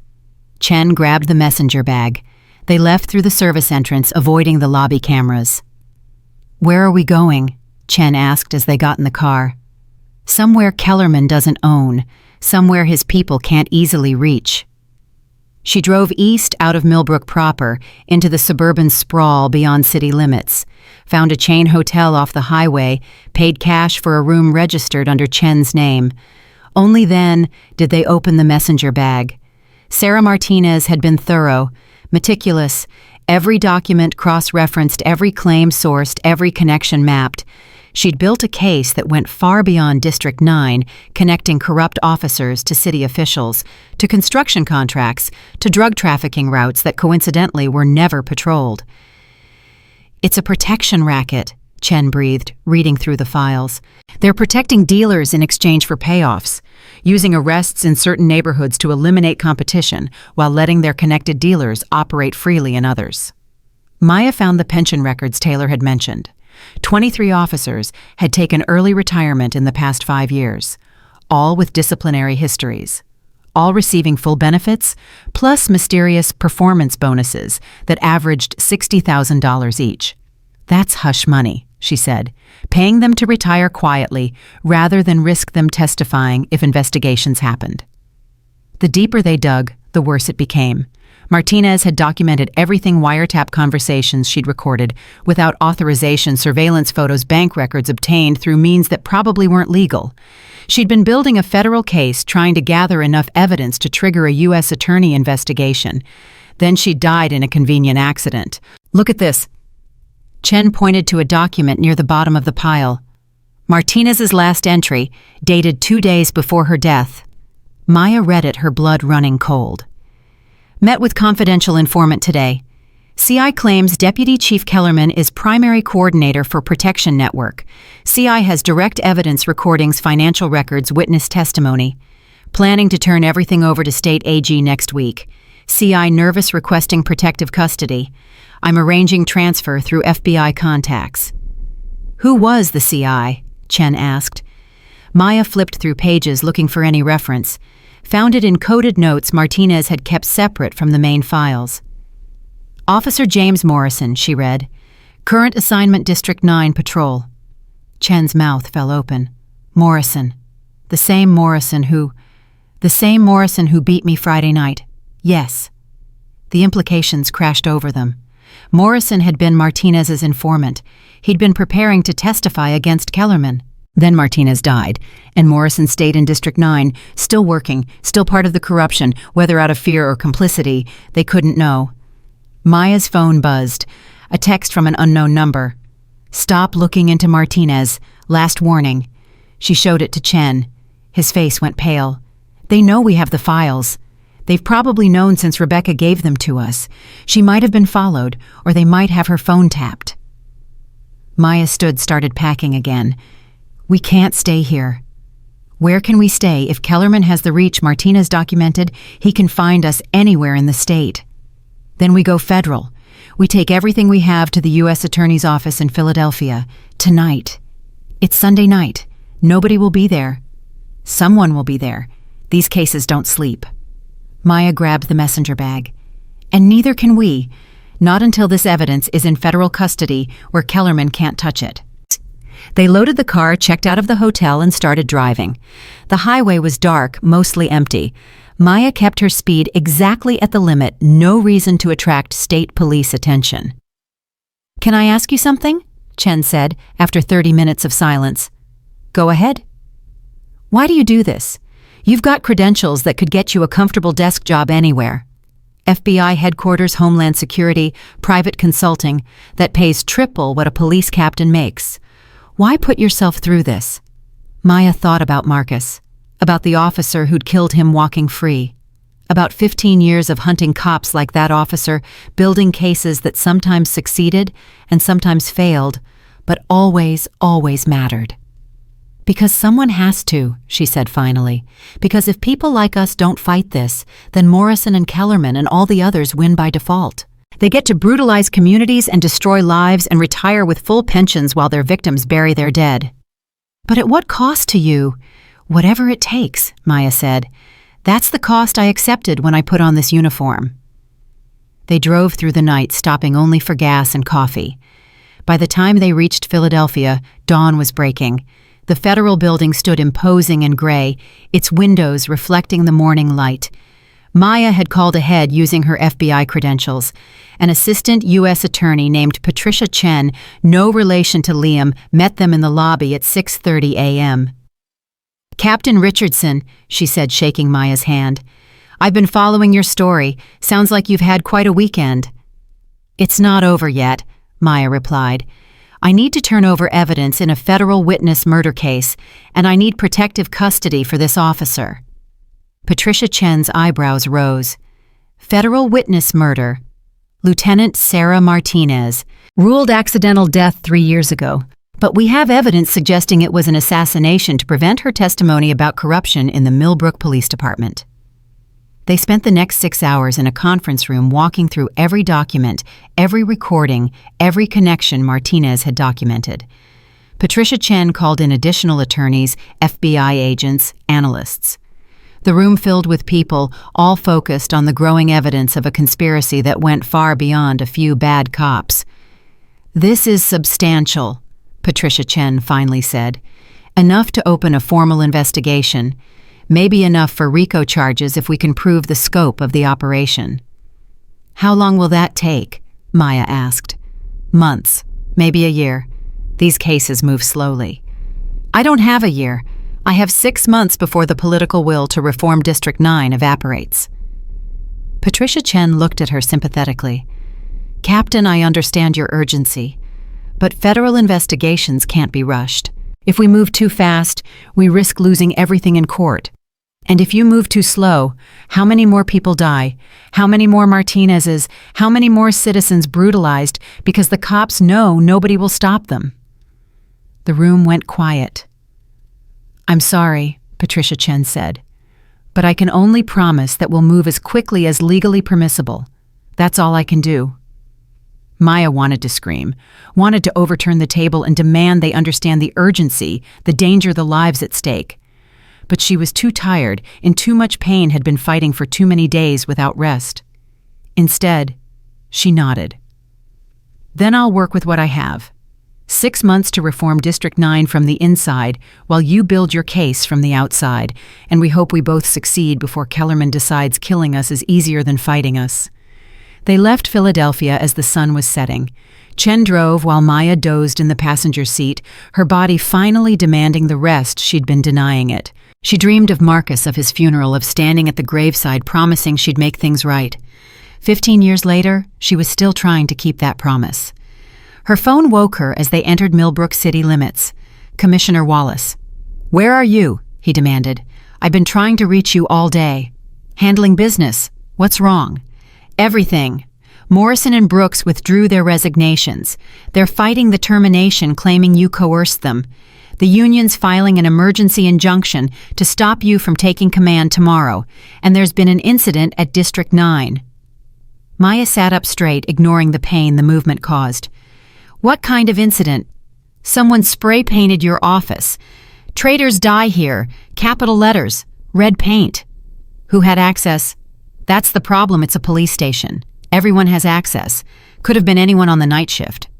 Maya felt Chen glance at her, tension radiating through the car. "Have you secured the scene?" she asked Wallace. "Internal Affairs is there now, but Captain, you need to take this seriously. Someone's making a direct threat." "I've been taking it seriously since Friday night when I got beaten. This is just more of the same." "This is escalation," Wallace corrected. "You need security, personal protection." "I need to show up tomorrow morning and take command like nothing's wrong. Showing fear now gives them exactly what they want." "Maya, I'll be there at 0700 hours. Have my command staff assembled. And Commissioner, make sure Internal Affairs photographs everything in my office. It's evidence." She ended the call. Chen pulled over to the curb, put the car in park. "We should go back to Philadelphia," he said. "Let the feds handle this." "Can't. The feds move at federal speed. Meanwhile, District 9 keeps brutalizing people." She looked at him. "You can go back. I wouldn't blame you. You've done more than anyone had the right to ask." "Where you go, I go," Chen said. "I made my choice Friday night. I'm not a make it now." Maya felt something crack in her chest. Not pain this time, but something else. Hope, maybe. Or faith that she wasn't completely alone in this fight. "Then we go back to Millbrook," she said. "We walk into that precinct tomorrow morning, and we show Kellerman and everyone else that threats don't work. Fear doesn't work. The only thing that works is doing the right thing, even when it's terrifying." Chen put the car in drive. They returned to Millbrook as night fell, the city lights glittering like false promises. Somewhere in those streets, Kellerman was planning his next move. Morrison and Brooks were preparing their legal defense, and an entire district of officers was choosing sides, deciding whether to embrace reform or fight it with everything they had. Maya's phone showed 23 missed calls, 47 text messages, and 6 voicemails she hadn't had time to check. She ignored all of it, focusing instead on what came next. Tomorrow morning at 0700 hours, she would walk through the doors of District 9 as its commanding officer. She would face hostile cops, a threatening message painted in her office, and a political situation that could explode at any moment. But she would walk through those doors. Because that's what reformers did. They walked into the fire knowing they might burn, hoping their sacrifice would light the way for others. Maya Richardson had spent 15 years preparing for this moment. Now she would find out if she was strong enough to survive it. Monday morning, 6:42 a.m. Maya stood in the District 9 parking lot, staring at the building that would either become her command or her grave. The sun hadn't fully risen yet, casting everything in cold gray light. Chen stood beside her, both of them in dress uniform, both understanding that the next few hours would define everything. "You ready?" he asked. "No," Maya admitted. "Yeah. But we're going anyway." They walked toward the entrance. Other officers arrived for shift change, slowing as they recognized her. Some faces showed curiosity, others hostility. A few looked away, entirely unwilling to meet her eyes. Maya cataloged each reaction, already sorting the district into categories: allies, enemies, and the undecided middle that would determine whether reform succeeded or failed. Officer Deshaun Taylor met them at the door. "Captain, Officer Chen, Internal Affairs finished processing your office around 0500. They took photos, collected paint samples, but nobody's claiming they saw anything." "Of course not," Maya said. "Where's Deputy Chief Kellerman?" "His office, waiting for you." They climbed the stairs to the second floor. The building was old, institutional, smelling of floor wax and stale coffee. Officers watched from doorways as they passed. The hostility was palpable, a living thing that pressed against Maya's skin. Her office door stood open. Someone had cleaned the paint off the walls, but the words were still visible underneath ghost letters, spelling out their threat. Maya walked to the desk, her desk now, and stood behind it, hands flat on the surface. "This is my command," she said quietly. "Mine, not Kellerman's, not the union's, mine." A knock on the door. Deputy Chief Kellerman entered without waiting for permission. He was dressed impeccably as always, his uniform pressed his badge gleaming. But his eyes were cold, calculating. "Captain Richardson, I see you decided to show up. Did you think I wouldn't? I thought you might exercise better judgment, given the circumstances." He gestured to the faint paint marks. "Someone clearly doesn't want you here." "Someone tried to intimidate me. They failed." Maya met his gaze directly. "Just like everyone who's tried to intimidate me has failed, including you." Kellerman's smile didn't reach his eyes. "Captain, I think we got off on the wrong foot. I'd like to discuss how we can work together productively. We can start by you providing every excessive force complaint file from the past 5 years, unredacted, on my desk by noon." "That's not reasonable. Those files contain sensitive personnel information. I'm the district commander. Those files are part of my command responsibility, unless you're suggesting I don't have authority over my own officers." Kellerman's jaw tightened. "Of course not, but there are procedures, privacy considerations, union agreements about what information management can access."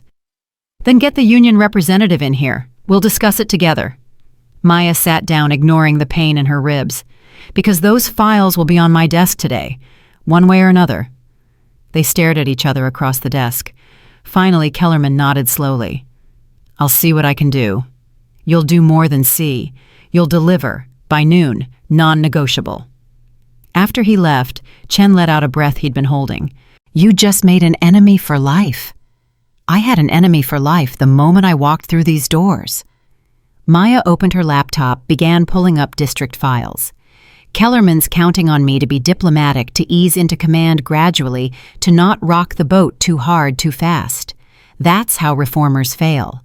They negotiate themselves into irrelevance. So your strategy is to declare war on day one.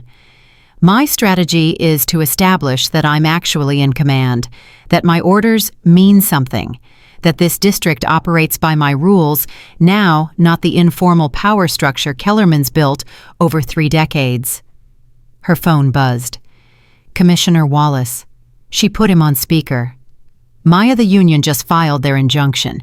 The hearing's at 1400 hours today. You need to be there." "I'll be there. In the meantime, I'm running this district."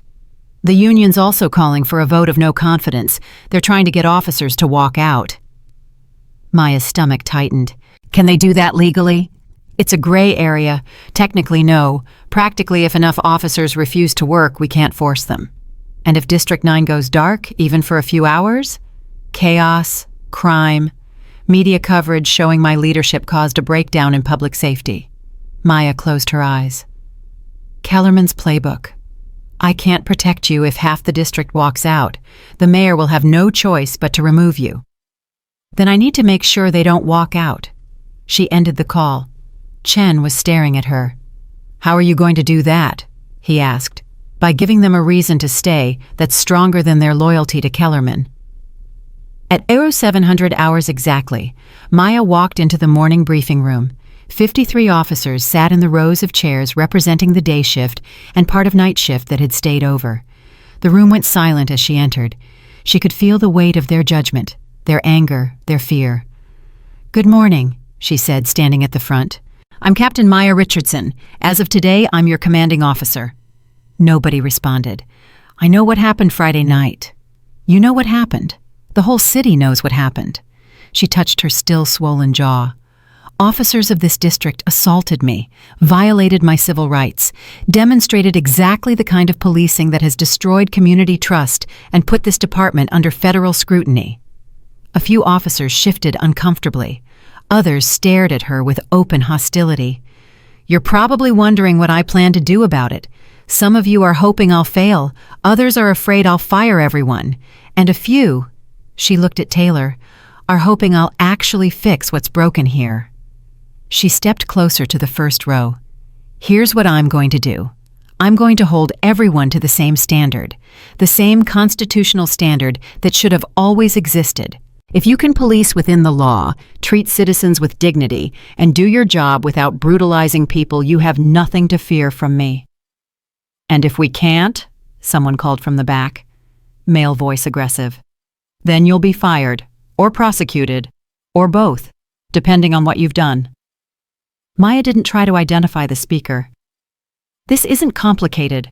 Good cops have nothing to worry about. Bad cops should be very, very worried. You're going to destroy this department, another voice said. Officer Michael Santos, according to the nameplate on his uniform. You're going to make us so afraid to do our jobs that crime will explode. No, Maya corrected.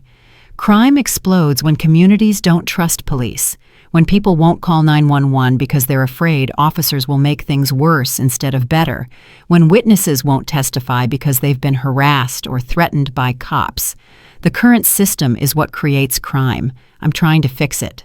By attacking us, Santos shot back, by treating us like we're the criminals. I'm treating constitutional violations like what they are, crimes. If you think that's an attack, ask yourself why. The room erupted, officers shouting over each other, some defending the current system, others questioning Maya's credentials, a few trying to ask legitimate questions that got drowned out by the chaos. Maya let it continue for 30 seconds. Then she slammed her hand on the podium. Enough! Her voice cut through the noise. You want to know what attack looks like? Attack is being pulled from your car for driving while black. Attack is having your ribs broken by a badge. Attack is watching officers laugh while they destroy your property. That's attack. What I'm doing is called accountability. Learn the difference. She pulled out a stack of folders. These are the new policies effective immediately. Body cameras will be active during all civilian contacts. No exceptions. Violations result in immediate suspension pending investigation. Use of force will be documented within 1 hour. Every instance. Every time. Officers will receive monthly training on de-escalation, implicit bias, and constitutional policing. The union will never agree to this, Santos said. I don't need the union's agreement. These are command decisions within my authority. They can file grievances if they want. They'll lose. You're so sure about that? Deputy Chief Kellerman's voice came from the doorway. He'd been listening. The union contract is very specific about what management can and cannot mandate. Then let's test it. Maya turned to face him. Because I'd rather fight this in arbitration than explain to federal investigators why I failed to implement basic oversight. Kellerman's expression darkened. Captain, might I speak with you privately? No. Anything you need to say to me, you can say in front of the entire shift. Maya crossed her arms. Transparency. Remember one of those new policies. The room was electric with tension. Officers exchanged glances, unsure who to back, sensing that this confrontation would define the district's future. Very well, Kellerman said slowly. I'm formally notifying you that your policy changes violate 3 sections of the union contract. I'm also notifying you that 70% of this district has signed a petition requesting your removal. And I'm notifying you that if you continue this reckless course, you'll have no officers left to command by the end of the week. Noted, Maya said. Now let me formally notify you of something, Deputy Chief. Your authority in this district is subordinate to mine. Your job is to implement my policies, not obstruct them. And if you can't or won't do that, I'll find someone who can. Kellerman's face went red. You can't remove me. I have civil service protections. You have the protection of competent performance. If I document that you're failing to execute command decisions, those protections evaporate. Maya stepped closer to him. So here's how this works. You get me those complaint files by noon like I ordered. You implement my new policies across all shifts, and you stop undermining my authority in front of my officers. Do those 3 things and we can coexist. Fail at any of them, and I start building a case for your removal. The silence in the room was absolute. Kellerman turned and walked out without another word. Maya turned back to the assembled officers. Shift briefing is over. Report to your assignments. Follow the new policies. And remember, you took an oath to uphold the law, not to protect bad cops, the law. They filed out slowly, some making sure she saw their contempt, others keeping their faces carefully neutral. Officer Taylor approached after most had left. Captain, you need to know that petition Kellerman mentioned. Not everyone signed it willingly. Some officers were pressured, told that refusing to sign would mark them as traitors. How many officers genuinely want me gone? Taylor considered. Maybe 40%. Another 40% are undecided. They'll follow whoever seems to be winning. The remaining 20% want change but are too scared to say so publicly. Then I need to make sure the 20% know they're not alone, and the 40% in the middle see that reform works. Chen appeared in the doorway. Captain, you have a visitor. Says it's urgent. Maya followed him to her office. A woman waited there mid-40s, wearing business casual and carrying the watchful posture of someone who'd spent time in law enforcement. Captain Richardson. I'm Special Agent Linda Parker, FBI Civil Rights Division. She showed credentials. I'm here about your federal complaint regarding the assault on Friday. Maya gestured for her to sit. That was fast. Your case has been expedited. Given your position and the public nature of the incident, the Bureau wants this investigated quickly and thoroughly. Parker pulled out a tablet. I need to take your full statement, every detail, and I need to collect the evidence you referenced in your complaint recordings, photographs, witness information. They spent the next 90 minutes going through everything. Parker was methodical professional, asking questions that demonstrated she understood both police procedure and civil rights law. When they finished, she looked at Maya with something like respect. This is one of the most thoroughly documented cases I've handled. You did everything right. I've been doing this for 12 years. I know how to build a case. Then you know that Morrison and Brooks are going to fight. They'll claim qualified immunity, say they reasonably believed they were acting within policy, argue that your undercover status made their actions reasonable. Will it work? Parker shook her head. Not with this evidence, but it'll delay things. Federal civil rights cases move slowly. You're looking at 18 months minimum before trial, possibly longer if they appeal procedural decisions. Maya felt frustration rise. Meanwhile, they're still collecting paychecks. They're suspended without pay. That's something. And the criminal investigation is proceeding parallel to the civil rights case. The local DA is considering charges. The DA's office has declined to prosecute officers 93% of the time over the past decade, Maya said flatly. Statistics I pulled yesterday. Which is why the FBI is involved. We don't rely on local prosecutors. If we believe federal charges are warranted, we pursue them regardless of what the DA does. Parker stood to leave. One more thing, Captain. Be careful. Officers who file federal complaints against their colleagues often experience retaliation. Equipment failures, delayed backup, administrative harassment. Document everything. I will. After Parker left, Maya checked her watch. 11:47 a.m. Kellerman had 13 minutes to deliver the complaint files. She opened her email. Nothing from his office. At noon exactly, she called him.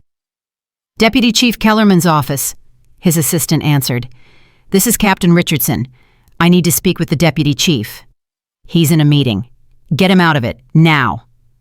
30 seconds later, Kellerman's voice came on the line. Captain, it's noon. Where are my files? Still being compiled. These things take time. You've had 5 hours, not good enough. Captain, I'm doing my best. Your best is inadequate. I'm giving you until 1300 hours. If those files aren't on my desk by then, I'm filing an insubordination complaint with Commissioner Wallace, and I'm documenting this as obstruction of command authority. She hung up before he could respond. Chen looked worried. You're backing him into a corner. Good. Cornered animals show their true nature. At 12:45 p.m., Kellerman's assistant appeared with 3 boxes of files. The deputy chief wanted me to deliver these personally. Thank you. Maya started going through them immediately. Within minutes, she understood why Kellerman had delayed. The files had been sanitized. Complaints were present, but supporting documentation was missing. Witness statements referenced in summaries weren't included. Investigation reports ended abruptly with no conclusions or disciplinary recommendations. "These are worthless," she said. "He gave me cover files. The real investigations are somewhere else." "Where?" Chen asked. "Probably in his office. Or destroyed." Maya stood. "I need to attend that union hearing. While I'm gone, I want you to do something for me." "What?" "Go through these files anyway. Look for patterns. Officers who appear repeatedly. Types of complaints that get dismissed consistently. Neighborhoods where incidents cluster. We might not have complete information, but we can still extract useful data." "What are you going to do?" "Fight the union, and try not to lose my command before the end of day one." The union hearing was held at the Millbrook Fraternal Order of Police Lodge, a building on the edge of downtown that served as headquarters for organized police resistance to oversight. Maya arrived with Chen and was immediately surrounded by reporters shouting questions. She ignored them, pushing through to the entrance. Inside the hearing room was packed. Union representatives, officers from multiple districts, even some city officials. At the front table sat the union's attorney, Marcus Cole, a man who'd made his career defending police misconduct and winning most of the time. "Captain Richardson," Cole said with false warmth, "thank you for joining us." "I didn't have a choice. You filed an injunction." "Indeed. Shall we begin?" The hearing was a formality, Maya realized quickly. The union had already decided their position.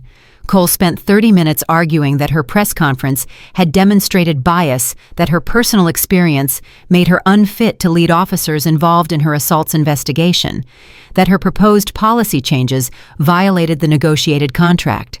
When it was Maya's turn to respond, she stood and addressed not just the arbitrator, but the entire room. "The union wants you to believe that holding officers accountable for constitutional violations is bias, that demanding basic oversight is persecution, that expecting professional conduct is somehow anti-police."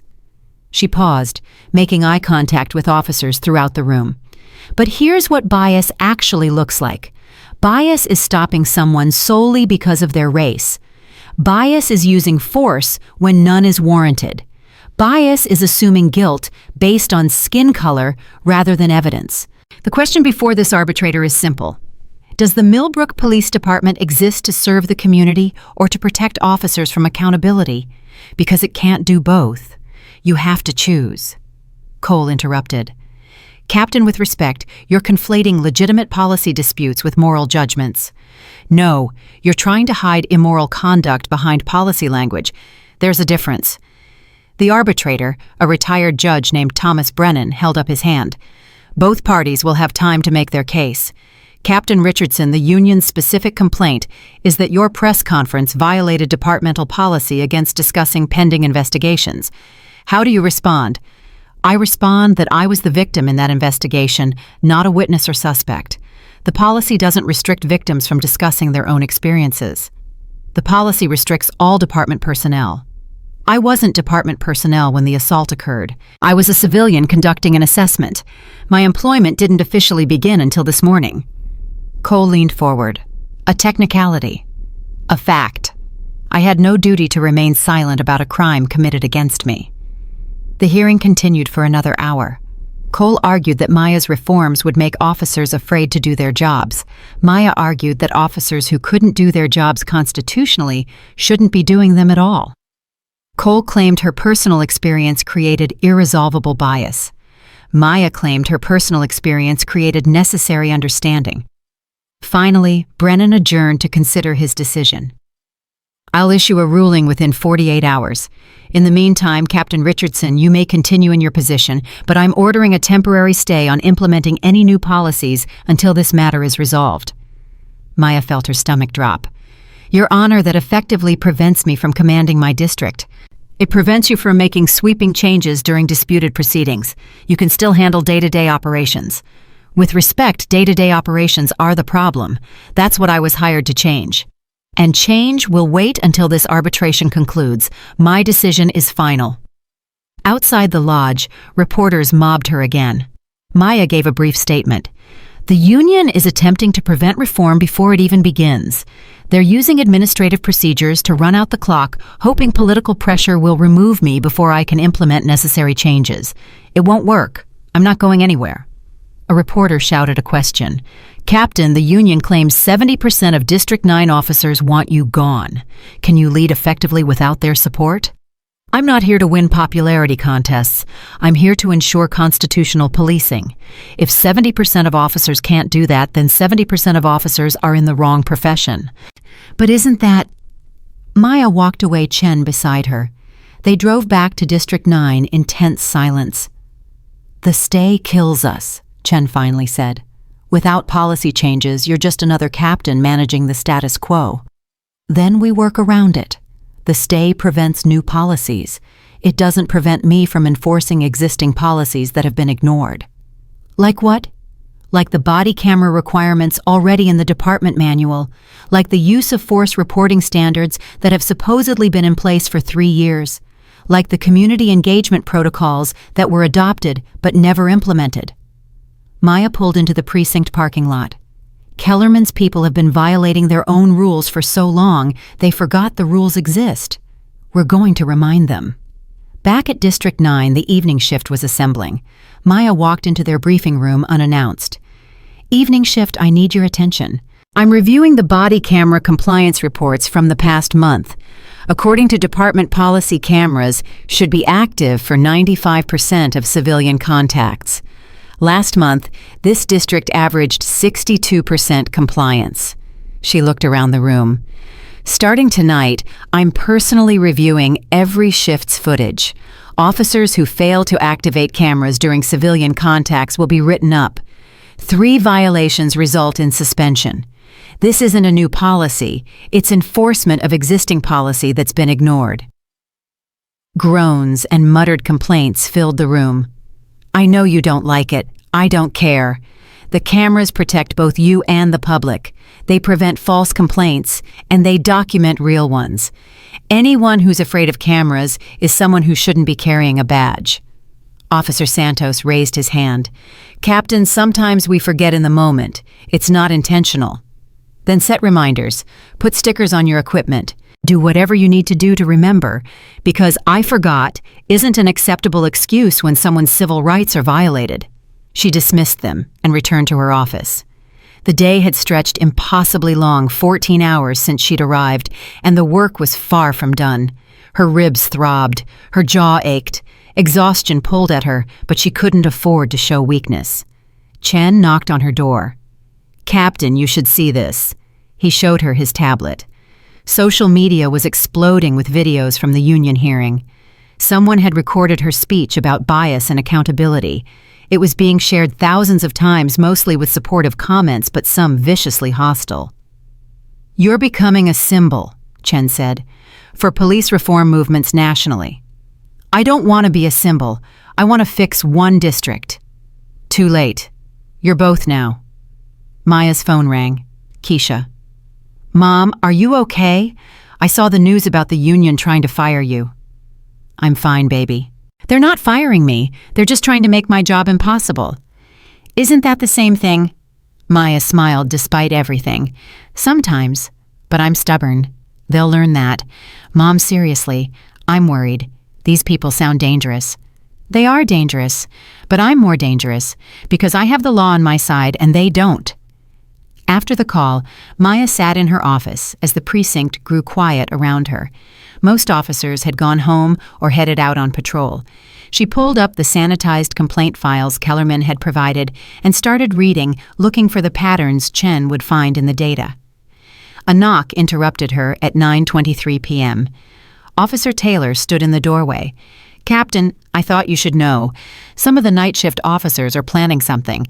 I don't know what exactly, but I overheard them talking about teaching the new boss a lesson. Maya's exhaustion vanished, replaced by alertness. Who specifically? Santos and his crew. Maybe 5 or 6 others. Do you know when or how? Tonight, during patrol. That's all I heard. Maya stood wincing at the pain. Get Chen and stay close. If they're planning something, we need to be ready to respond. Whatever lesson they wanted to teach her, she'd make sure they learned a different one entirely. because this was only day 1, and she wasn't leaving. Maya pulled up the district's GPS tracking system on her computer. Every patrol car showed as a moving dot on the digital map of Millbrook. She found Santos's unit Car 47 circling a residential area in Riverside, the predominantly black neighborhood that District 9 over-policed with aggressive stops and searches. "He's hunting," Maya said. Chen and Taylor stood behind her watching the screen. "Looking for someone to pull over, someone who can't fight back." "How do you know?" Chen asked. "Because that's what officers like Santos do when they want to send a message. They find a civilian who looks vulnerable, manufacture probable cause, and then escalate until they can claim the person resisted. It creates a use-of-force incident that makes the new boss look bad while giving them an excuse to say they were just doing their jobs." Taylor's face was grim. "He's done it before.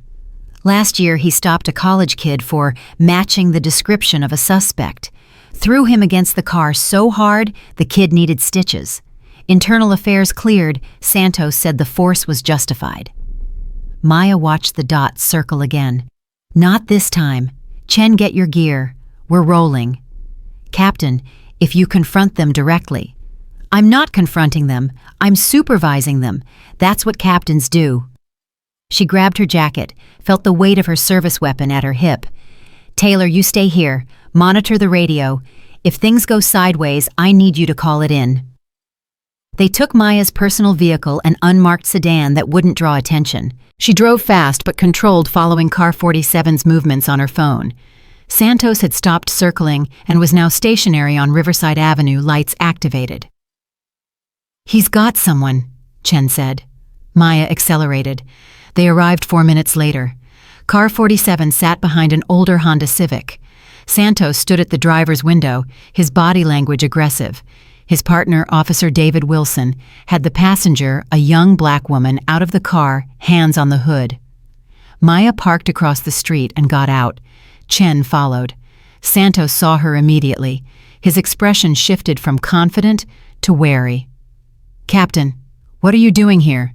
"Observing. Continue with your stop." Maya crossed her arms, making it clear she wasn't leaving. Santos turned back to the driver, a black man in his 20s, hands visible on the steering wheel. "License and registration." "I already gave them to you," the man said, voice shaking slightly. "Give them to me again." "Officer Santos," Maya called. "What's your probable cause for this stop?" Santos's jaw tightened. "Broken taillight." Maya walked to the back of the Honda, examined the lights. Both were intact and functional. "I don't see a broken taillight."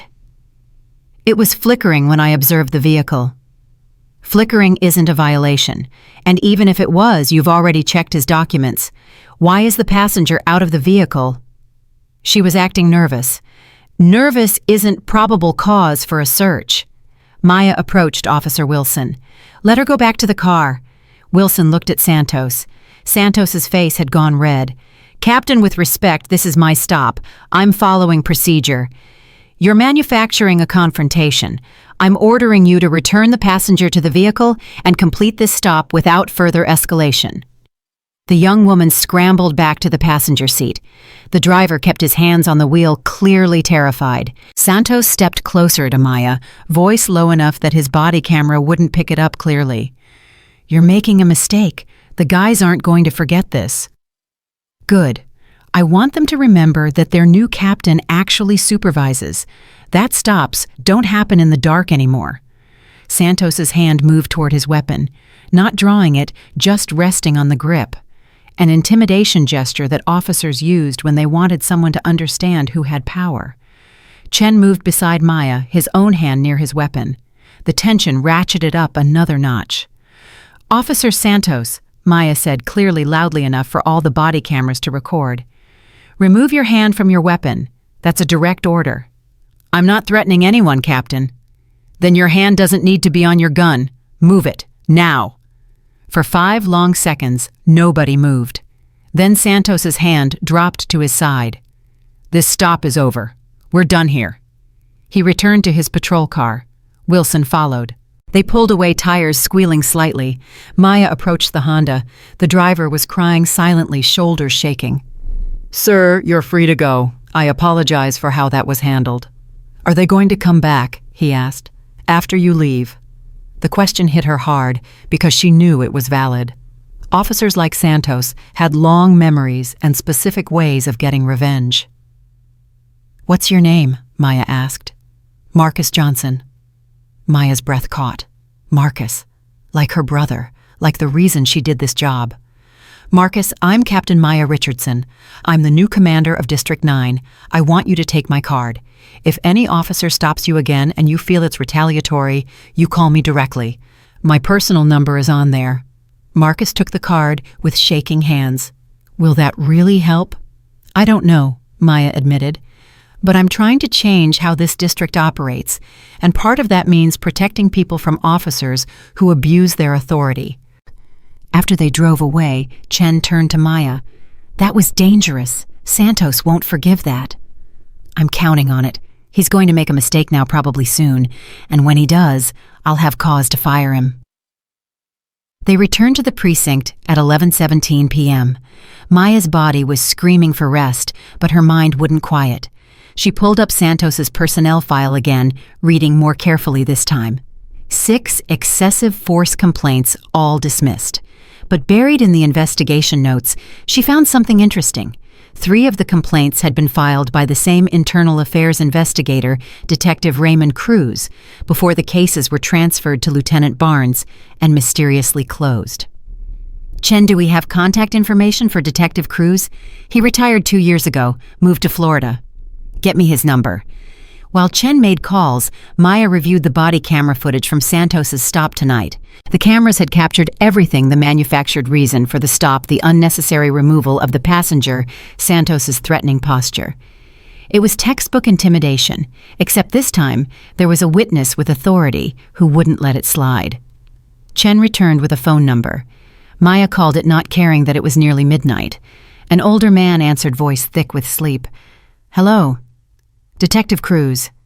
This is Captain Maya Richardson, Millbrook PD.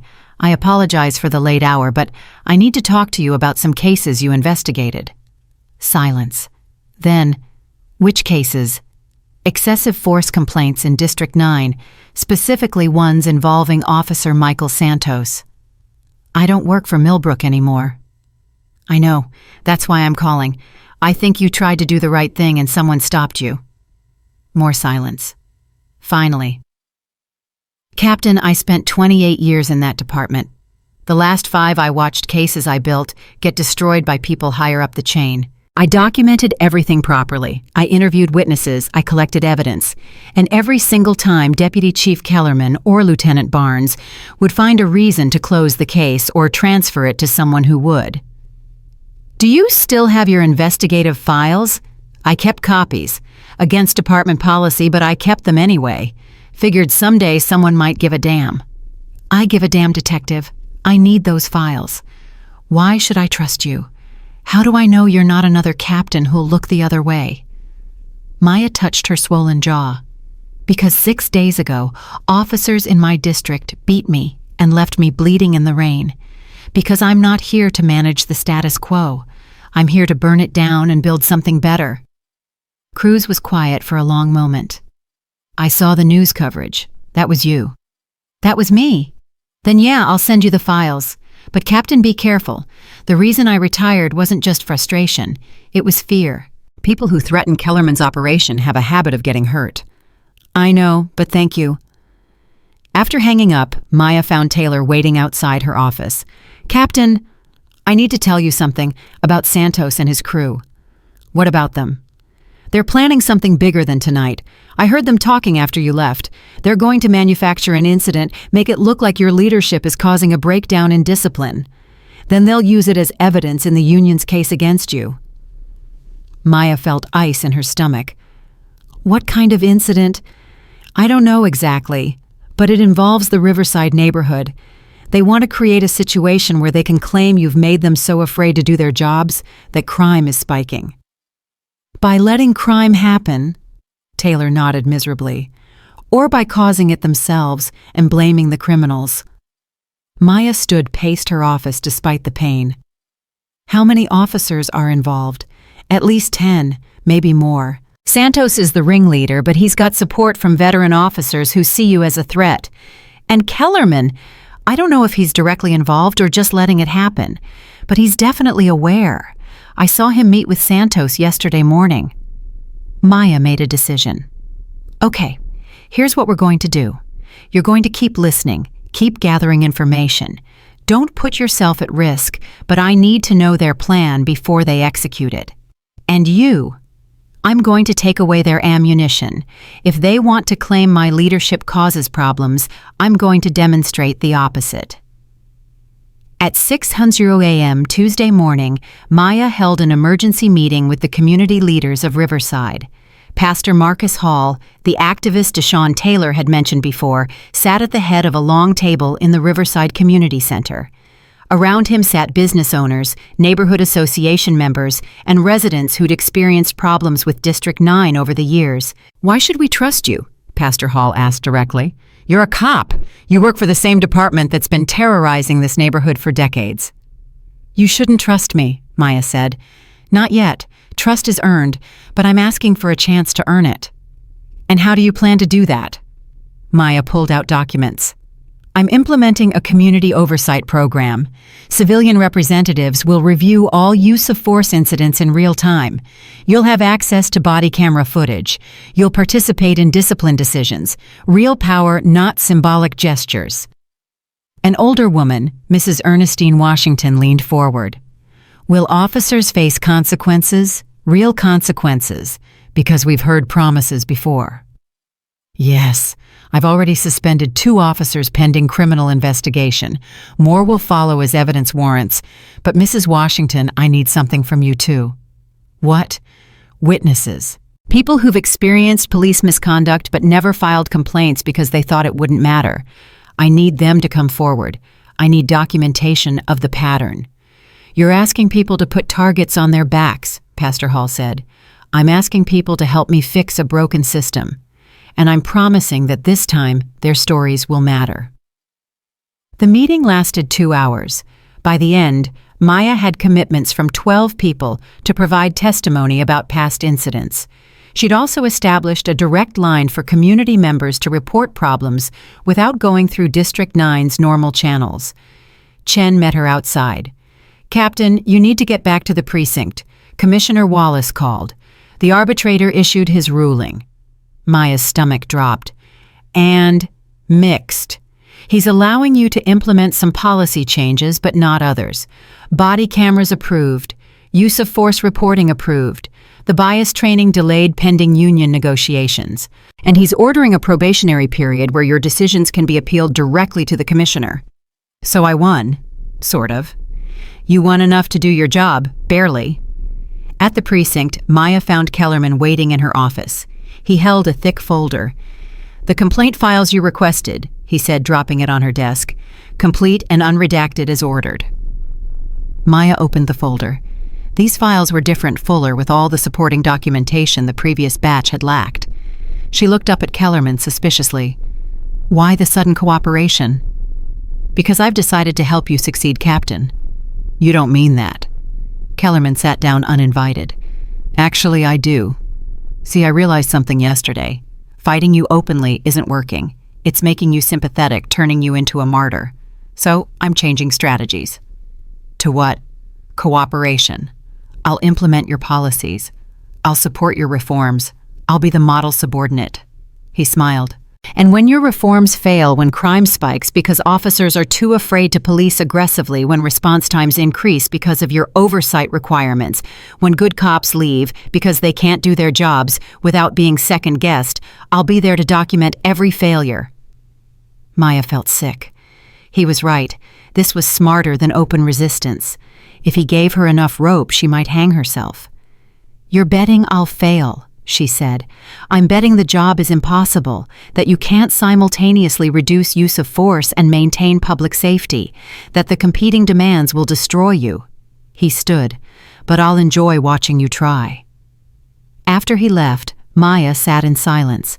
Chen appeared in the doorway. "You heard that?" she asked. "Yeah," He's playing the long game, which means we need wins, fast, visible, undeniable. Her phone rang. Unknown number. She answered. Captain Richardson. This is Marcus Johnson, the guy from last night. I wanted to thank you and tell you something. What is it, Marcus?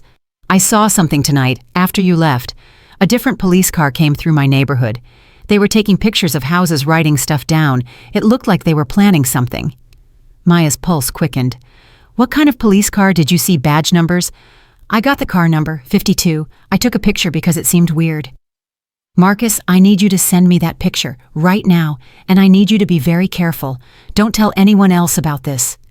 You think I'm in danger? I think you witnessed something you weren't supposed to see. Yes, you might be in danger. The photo arrived 2 minutes later. Car 52 belonged to Officer Santos, and he'd been mapping the Riverside neighborhood after midnight off the clock for reasons that couldn't be legitimate. Maya pulled Chen and Taylor into her office. They're planning something tonight, something in Riverside. Santos was doing reconnaissance. What kind of something? Taylor asked. I don't know, but we're going to stop it. She spent the rest of the day preparing, called in favors from FBI contacts to get surveillance equipment, coordinated with Pastor Hall to have community members watch their neighborhoods and report anything unusual, set up a command post in the Riverside Community Center where she could monitor multiple camera feeds. At 8:47 p.m., Santos and 5 other officers clocked out, but their patrol cars didn't return to the precinct. Instead, they converged on Riverside. Maya watched from the command post, surrounded by monitors showing feeds from traffic cameras, store security systems, and cell phones held by residents who'd agreed to help. There, Chen pointed. Car 47, stopped outside a liquor store on Riverside and 10th. Maya zoomed in. Santos and 2 other officers were talking to someone, a young man in a hoodie who kept looking around nervously. Can we get audio? No, too far away. They watched as Santos handed the young man something small, money drugs. Whatever it was disappeared into the man's pocket. Then Santos pointed down the street, clearly giving instructions. 20 minutes later, the young man appeared on a different camera approaching a house. He knocked. An older man answered. They talked briefly. Then the young man produced a gun. Oh, God, Maya breathed. They set up a robbery. They're creating crime so they can respond to it and look like heroes. But before the young man could enter the house, Pastor Hall and 3 other community members appeared. They'd been watching 2 positioned based on Maya's warnings.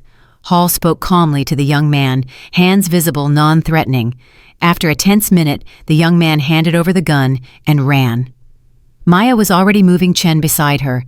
They reached the location in 4 minutes. Santos's patrol car pulled up 30 seconds later too fast, like he'd been waiting nearby. We got a call about a robbery in progress. Santos started, then saw Maya. His face went pale. Really? Maya said. Because I have video of you giving instructions to the suspect 20 minutes ago. I have footage of you handing him what looks like payment, and I have witnesses who will testify that you orchestrated this entire thing. Santos's partner looked at him with dawning horror. Mike, what did you do? Nothing. She's lying. I'm not lying, and neither are the 15 people who watched from their windows, or the security cameras from 3 businesses, or the traffic cameras that tracked your movements all night. Maya stepped closer. You wanted to prove that my leadership would cause crime to spike, so you decided to create crime yourself. Only you forgot that I'm not the captain you're used to. I don't look away. I don't cover up. I catch cops who break the law. Santos's hand moved toward his weapon. Maya's hand moved to hers faster. Don't, she said quietly. Don't give me a reason. Chen and Taylor had arrived with backup good cops officers who wanted reform. They surrounded Santos and his partners. You're under arrest, Maya said. All of you. Conspiracy to commit robbery, filing false police reports, abuse of authority, and probably a dozen other charges once we finish investigating. As they cuffed Santos, he spat at Maya's feet. You think you've won? You haven't won anything. Kellerman's still here. The system's still broken. And you're just one person. One person is all it takes, Maya replied. Martinez was one person. She almost brought down your entire network. I'm going to finish what she started. The arrests made national news by morning. Video of Santos's arrest went viral. Community members gave interviews about how the new captain had protected them instead of policing them. The narrative shifted suddenly. Maya wasn't the controversial reformer, but the heroic captain who'd stopped corrupt cops from terrorizing citizens. The political calculation changed overnight. Mayor Harrison called at 7:00 a.m. Wednesday. Captain Richardson, I owe you an apology, and the city owes you support. Thank you, Mr. Mayor. I'm authorizing additional resources for your reform efforts. Federal oversight is coming whether we like it or not, but at least now we can show we're already making changes. You've bought us credibility. After the call, Maya sat at her desk, looking at the photos of her injuries from Friday night. It had been 5 days. 5 days since Morrison's fist connected with her jaw. 5 days since she'd knelt in the rain while officers laughed. 5 days that had felt like 5 years. Keisha called. Mom, I saw the news. You arrested corrupt cops. I did. And are you safe now?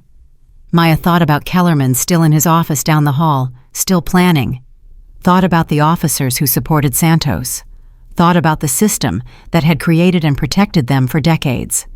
No, she said honestly, but I'm making progress. Commissioner Wallace appeared in her doorway an hour later. Captain, I need you to know something. The U.S. Attorney's Office is moving forward with federal charges against Morrison and Brooks, and they're expanding the investigation to include Deputy Chief Kellerman. Maya's heart leaped. Based on what evidence? Your federal complaint plus the Martinez files plus testimony from Detective Cruz. They're building a RICO case. It's going to take time, but they believe they can prove systematic civil rights violations coordinated at the command level. How much time? 8 to 12 months. But in the meantime, Kellerman's being transferred to administrative duties pending the investigation. You'll have operational control of District 9 without his interference. Maya felt something release in her chest. Not victory, not yet, but possibility. Space to actually implement reforms without constant sabotage. Thank you, Commissioner. Don't thank me. You did this. You walked into the fire and refused to burn. 6 months later, Maya stood in the same precinct briefing room where she'd first addressed hostile officers. But the room was different now. Half the faces had changed, some through retirements, some through terminations, some through transfers to precincts that wanted reform. The officers who remained were a mix of veteran cops who'd embraced change and new recruits trained in the community policing methods Maya had implemented. Morning, everyone, she said. I want to share some statistics. In the 6 months since I took command, excessive force complaints in District 9 have dropped by 78%. Use of force incidents are down 62%. And community cooperation with investigations has increased by 91%. She paused, looking at faces that now showed respect instead of hostility. But more important than statistics are stories. Mrs. Ernestine Washington told me last week that for the first time in 15 years, she feels safe calling 911. Pastor Hall said his congregation is working with police instead of against them. And Marcus Johnson, the young man some of you know, was nearly victimized by corrupt officers, is now enrolled in the police academy. He wants to be part of the solution. Officer Chen, recently promoted to sergeant, smiled from the front row. Officer Taylor had been promoted to detective and was leading the Reformed Internal Affairs Unit. Even some of the skeptics from her first day had come around, recognizing that constitutional policing and effective policing weren't opposites, but partners. We're not perfect, Maya continued. We make mistakes. We have bad days, but we're trying. We're learning, and we're proving that reform doesn't destroy police departments, it strengthens them. After the briefing, Maya walked through the precinct with a sense of cautious pride. The building itself had changed community photos, now hung alongside officer commendations. A civilian oversight office occupied what used to be Kellerman's domain. The culture was shifting slowly but measurably. Her phone rang. The U.S. Attorney. Captain Richardson, I wanted to let you know personally, the grand jury returned indictments this morning. Deputy Chief Robert Kellerman, Lieutenant James Barnes, and 14 other officers face federal charges ranging from civil rights violations to racketeering. Maya closed her eyes, felt tears threatening. Thank you. We'll need your testimony at trial, but Captain, this case is solid. We're going to win. Morrison and Brooks had already pleaded guilty to lesser charges, agreeing to cooperate in exchange for reduced sentences. Their testimony had helped expose the full scope of Kellerman's operation, the protection rackets, the evidence planting the systematic cover-ups that had lasted decades. And Sarah Martinez's death was now being investigated as a homicide. Evidence recovered from Kellerman's seized files suggested he'd ordered it, though proving that in court would be challenging. That evening, Maya drove to the cemetery where Marcus, her brother, was buried. She'd come here every year on the anniversary of his death, but this visit felt different. She knelt at his grave, touched the headstone gently. "I did it, Marcus," she whispered. "I couldn't save you, but I saved others, and I'm going to keep saving them. As long as I'm alive, as long as I have this badge, I'm going to fight. For you, for everyone like you, for everyone who deserves justice but never gets it." The sun was setting, casting long shadows across the graves. Maya straightened her uniform and walked back to her car. Tomorrow there would be new challenges. Officers who still resisted reform. Community members who remained skeptical. Political forces that would try to roll back progress the moment attention shifted elsewhere. But tonight, Maya Richardson allowed herself something she rarely permitted: hope. Hope that change was possible. Hope that the system could be fixed. Hope that one determined person walking into the fire, refusing to burn, could actually make a difference. She'd proven that badges didn't grant immunity from consequences, that corruption could be exposed and punished, that communities could trust police when police earned that trust through action instead of demanding it as an entitlement. The fight wasn't over. It would never be over. But she'd won the first battle. And she'd keep winning one day at a time, one officer at a time, one community member at a time, until justice wasn't an exception, but an expectation. Because that's what captains did. They led by example. They stood between their communities and harm. They held the line between order and chaos, but they did it with integrity, not brutality. Maya Richardson had walked into District 9 with nothing but bruises and determination. She'd transformed it into proof that another way was possible, and she wasn't done yet.